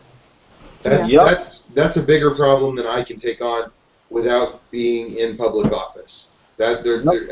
That's bigger than what I can get done. But not to worry. I'm running in 2016, so there we go. Heard it here first. You what? You did? No, I'm just kidding. No, I'm not. I'm thinking. I'm really thinking that there's always hope, and I think that you'd agree with this, Jamie. There's always hope. Mm-hmm. Absolutely. If there's fear, there's hope.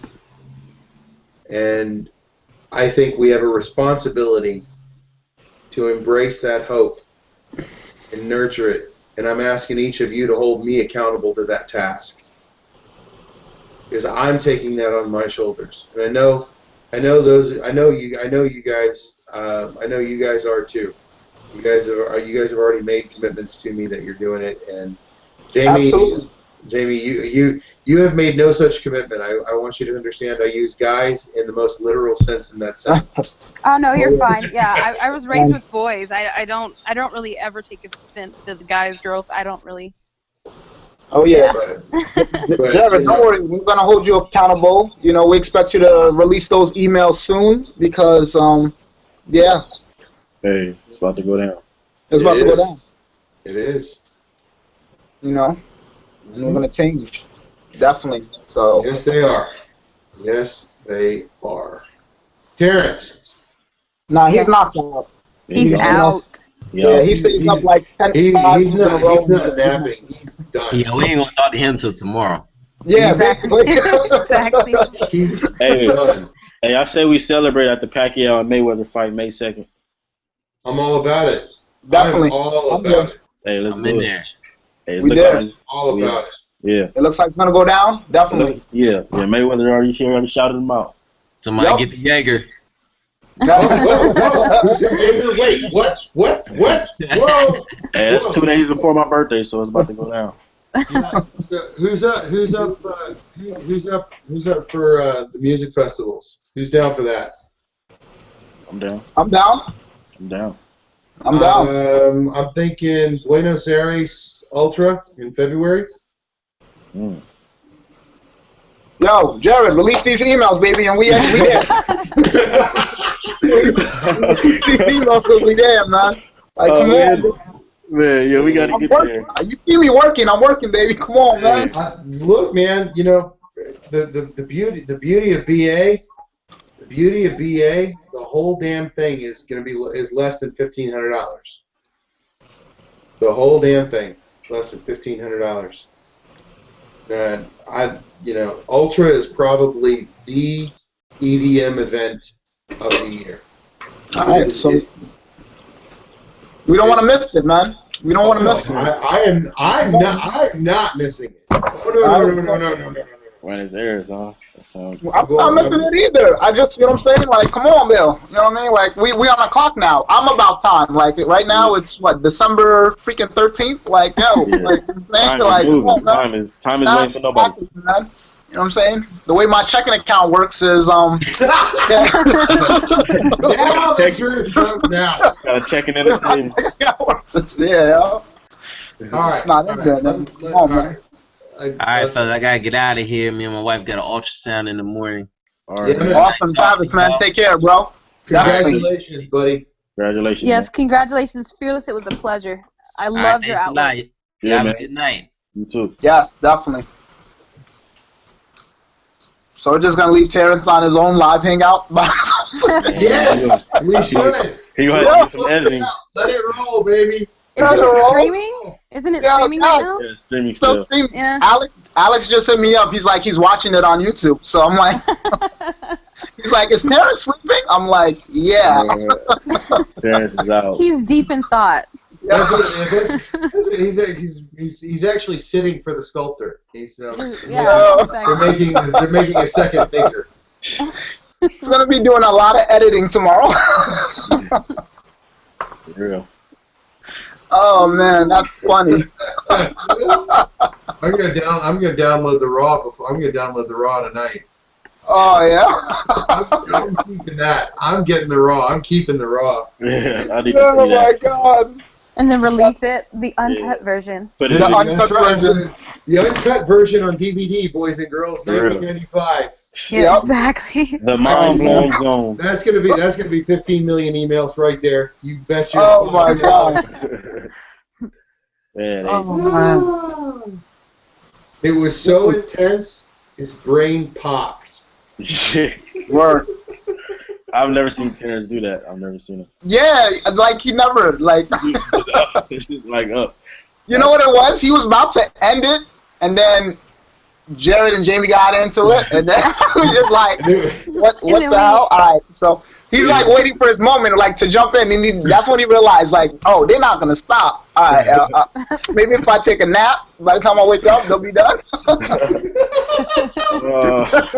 That is the peaceful resistance. I'm telling you, he was trying to make a point. He was trying to make a point.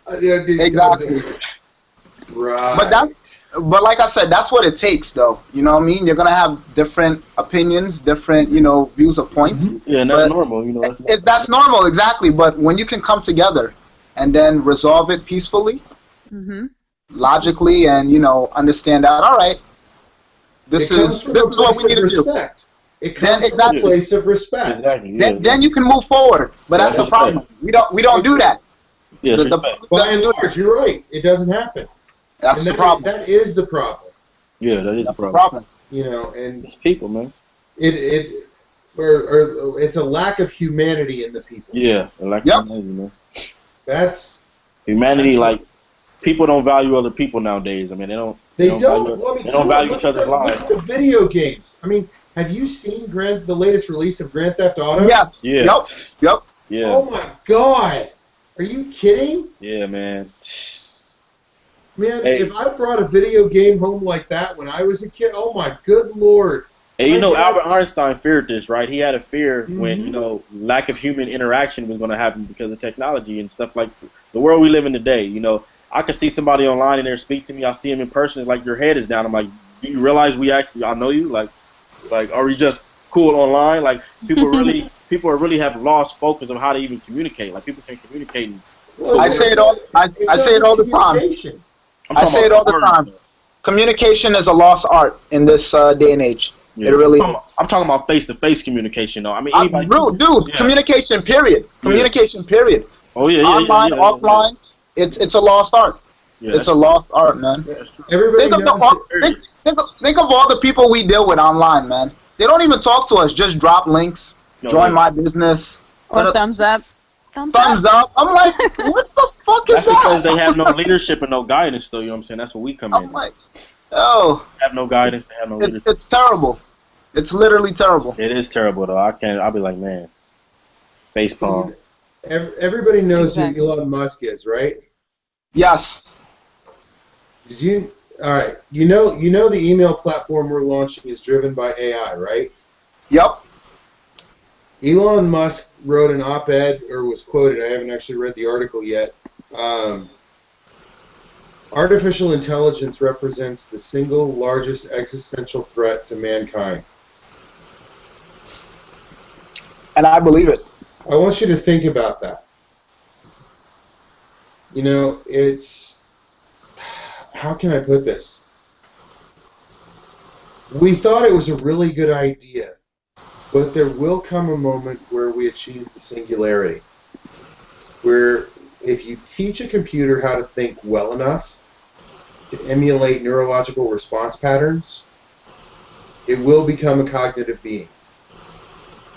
It will reach a point of singularity.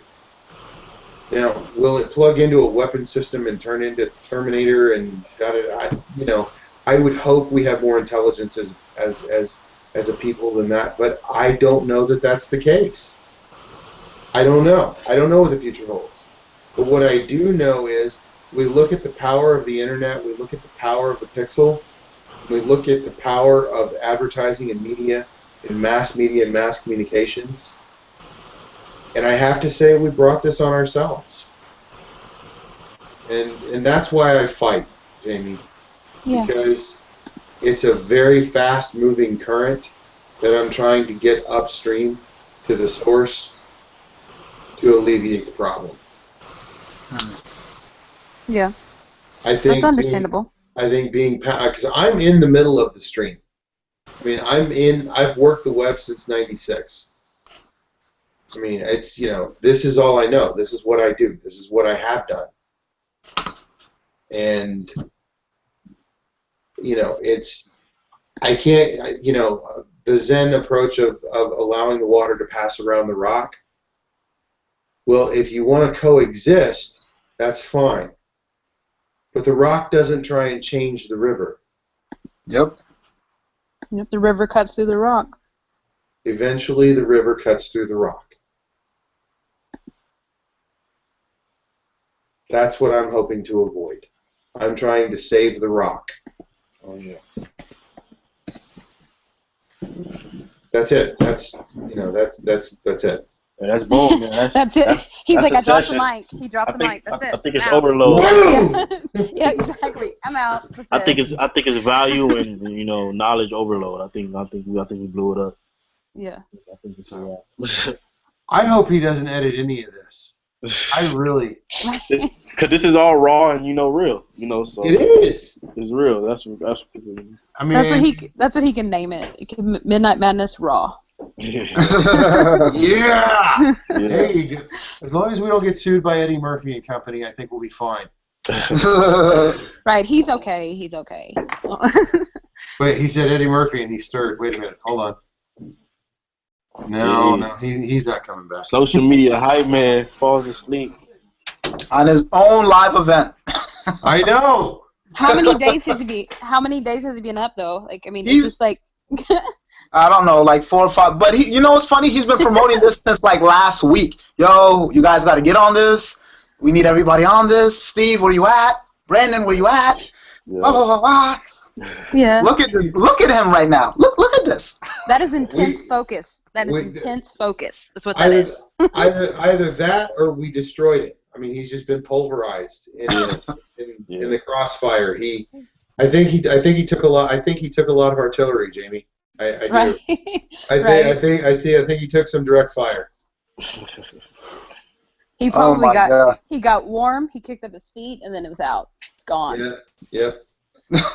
Either that or he called for a medic, and they gave him something for it. So I didn't see anybody come in with a honey bun though, so I don't know. The next level honey buns. Yeah, and the soda, the orange soda. Oh my God. Yeah, that was good. That was good. So what are we doing for today? Since it is actually technically the next day, it is Sunday morning. Jerry? I have not seen my son in a month. I am going to pick him up. Oh, that's what's up. Okay, that's cool. So Awesome. I am going to be MIA for the day. I will probably be playing laser tag. We will probably go catch a movie. Undoubtedly, we will wind up at Moe's for burritos. And somewhere along the way, I have to have him back at some reasonable hour, but I probably won't. Enjoy it, man. Spend that time. Utilize it. I will indeed. So. Definitely. All right, that's cool. Yeah. Well, guys. Hopefully everybody picks up, and we can finally get to that 1,000, so we can finally get this thing going. Let's see what the night finished out at, shall we? Let's pull up the database and see what we see. No, I got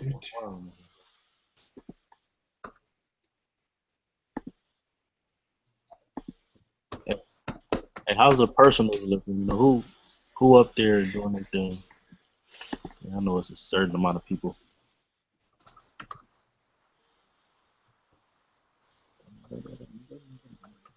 Count. 289. Are you serious? Yeah, we put in 24 today. Yeah, that's not good enough. That isn't.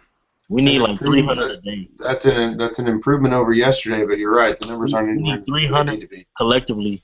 Oh my God. 200 to 300 a day collectively. Man. And let's pull up the leaderboard view and see what's what. Well, I don't even recruit for me no more. I'm recruiting for everybody else. That's what I was about to say. You're handing out people. Yeah, So you should be like, I have this plus this person plus that. I'm like, yo, I should get like 85-90% of what everybody else gets as profit. Like, yo, listen, I built like your team for you. So little incentive over here. Right, like D says, what does he say? Give him a cookie. Right. Because he's always like, he's always like, for getting on this call, give him a cookie or give him something. What happened to D? I don't know. He messaged me. He was like, what did he say? His laptop gave out. Live on air though. Facts. Live on air though. He's funny. He like jumps in the middle of it. You're like, and it's funny. You're like you're doing your thing, and then you're like D. And he's like, yeah, Yeah. Well, we all feed off each other, though. Terrance and Dee and I, we are together a lot. And so I knew that he would be able to pick it up. And I think Terrance wanted to jump in, too, at that point, too, because he unmuted himself. And then as soon as I passed it to Dee, I was like, oh, man. And that's crazy. It's like everybody started saying what I really was going to say after I touched on the first topic. Like, it was That's like awesome. my mind was just... Everybody was feeding off each other, really. Yeah, everybody was great. I loved it. Everybody, it was awesome. It was really fun. Yeah, Hey, that alphabet was cold, though. I ain't gonna lie. You like that, right? I told you I had something nice. I had something nice. You need to put the ABCs of responsibility and put it up. I'm Yeah, telling you, yeah. that's catchy. You should do a video on it. I'm telling you. Yeah, yeah. I told you I had something for you guys. I said nice, nice, but then you and Jared kind of, I said, it's all good. It's all good. Hey, You know? we had to keep it. We had to keep it at that point of where the You know? viewers were going to tune in. You have to have that, back and forth. You know, every time, when you like have a vision, like, all right, this is exactly how it's gonna go plan, because I know how Terrance does this. I've done a couple of these, so I'm like, all right, perfect. Everybody's gonna stay at the park. I'm like, boom, boom, boom, boom, boom, and then, boom. I was like, oh shit, like, oh, alrighty. And the funny thing is, it's still live. Yeah. Like, we really about to leave this kid live. Like, yes, we are. When we get off, it's gonna be live still. Yes. Somebody's gonna click on the link and be like, "What the hell is this?" No, you got to understand something. You got to remember, Traffic Tsunami has a posting tool. This link is going out to every I can get my hands on. Yo. Oh yeah. That's gonna be bananas. That's gonna be crazy. It's gonna be like social media hype man, knocked out. Knocked out by the raw midnight. Yeah. Oh my gosh. It got so intense, Terrance died on camera. Live on camera. So what's the leaderboard looking like? And the crazy thing is he still has an auto poster going out, sending out the link. Yep. And the groups and stuff. Yeah. Yep. It was sent out like 9 minutes ago on one of his. All right, so here it is. We've got. I've put in 127, but I don't count myself in the leaderboard. Sonia Sweeney at 17. Kiana Sharpley at 14. Megan did not put her last name in at 14. I just signed Kiana Sharpley up. Sorry, I didn't mean to cut you off. But. Megan. Megan has 14? Yeah, that's wrong, because Kiana Sharpley, I signed her up like while we hold on, no, her spawn, no, hold on. Because Terrance told me she needed people. I was like, if she got all those, okay, you gave that to somebody else. No, I think that's a typo or something. Kiana, group hold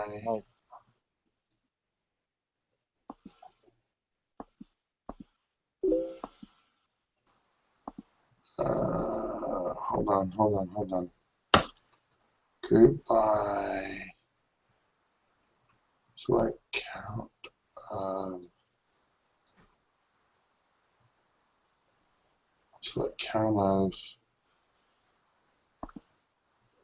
sponsored. Alright, sponsored by,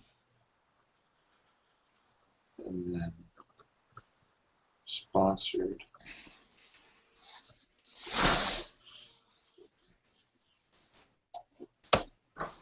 Group by, sponsored by. It's a lot of buys.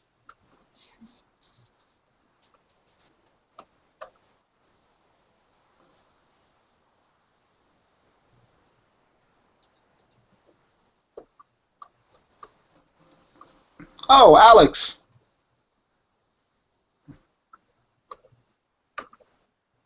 What's up, bro? What's going on? What's going on?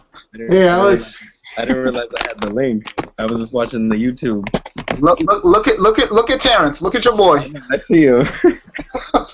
Look at you. Live on there. We killed him, Alex.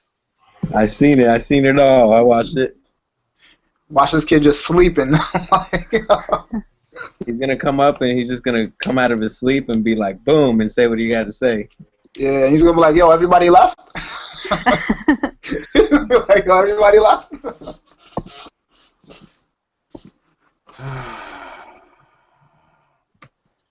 So you said 24 today, Jared? What's that? 24 today? It looks that way, yeah.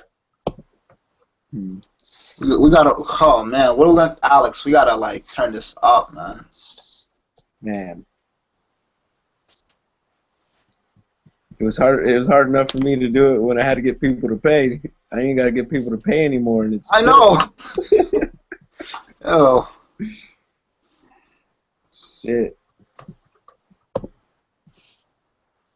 It's the best free opportunity I've ever been a part of, I'll tell you that much.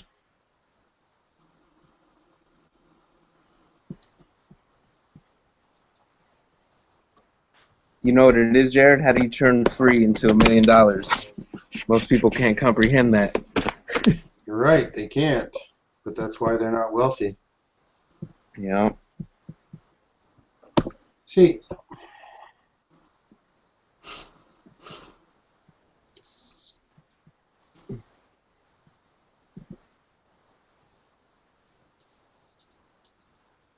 you know how I drove halfway across the country overnight and only did an hour and a half of sleep? Because I can't write a SQL query to save my life.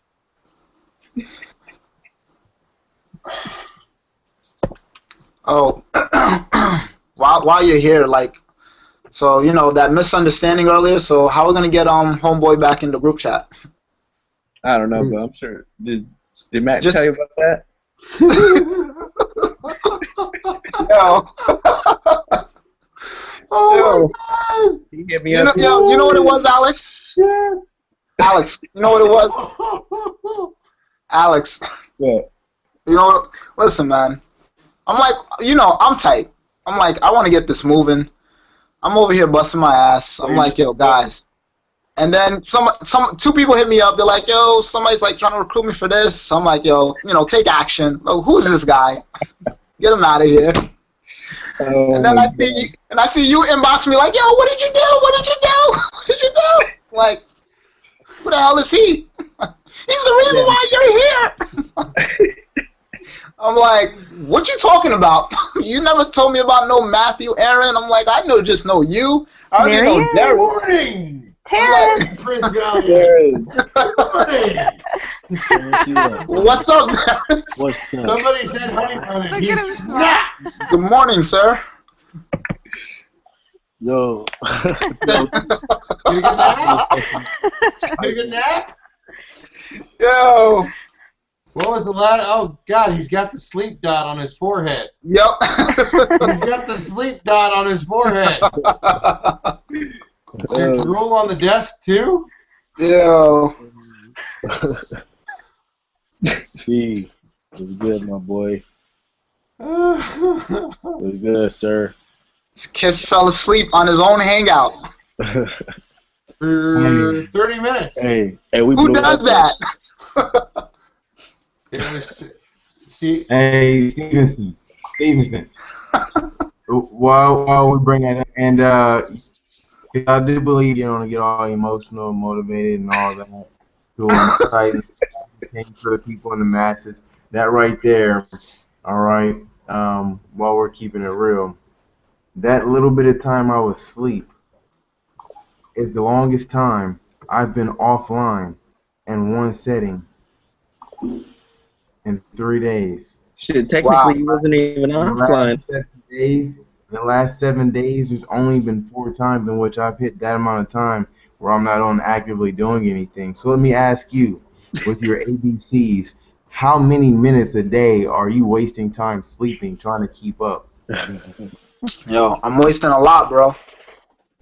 I know, baby. 4%. Hey, yo. this Social is media, why how you been? this is why I love these. This is why I love these people. Internet life, baby. Internet life. Email life. Email life. Email life is my thing. I'm gonna give him internet life. Okay. Email life is all. I'm all about email life. I love email life. I really do.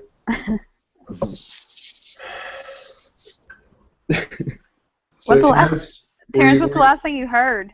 Yeah, that's out of my head, girl. Yeah, right?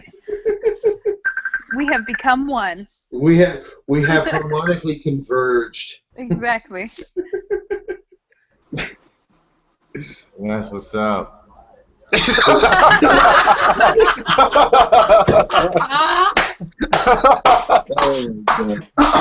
That was Terrance's whole plan. That was his whole plan. You know what I mean?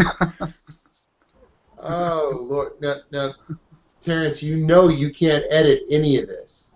You have to release this raw. You know that, right? Oh yeah, definitely. Yeah, yeah, yeah. Stevenson tell you, bro. Yeah. Oh, no, I heard otherwise. I heard you're going to be doing a lot of editing tomorrow.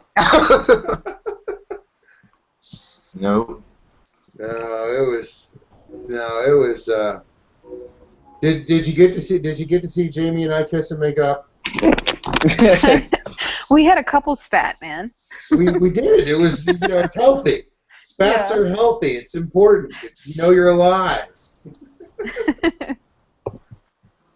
No, it was. Oh my God, though. I can't believe I'm going this strong. I drove, Terrance. I don't know if you know or not. I drove from Dallas back last night. So it's. I'm thinking I'm going to take a nap now. You had yours. I think I'm going to have one myself. Mm-hmm. Yeah, they help every now and again. It's done. So yeah. Napping is important between honey buns, right? I mean, when in doubt. When in doubt. When in doubt, consult the honey bun. Got it. Yep. The next level orange soda. Ladies and gentlemen, those of you watching, I mean, we're gonna keep going. We are. But to get any more, pay for it. So we're about to wrap this up. It's been a pleasure, honor, and a privilege. Man, season 1, Midnight Madness has been absolutely fun. We hope you guys enjoy your holidays. We hope you guys have really gotten a lot of value out of every single episode that we brought to the table. We hope that you guys reach out and really inspire and empower somebody. And, again, it's your boy, Social Media Hype Man, a.k.a. Terrance A. Collins Jr., a.k.a. Mr. Inspired Mind. Here to remind you that we're here to help you get from exactly where you are to exactly where it is you want to be, exactly where it is you need to be, because that's exactly where you deserve to be in your life.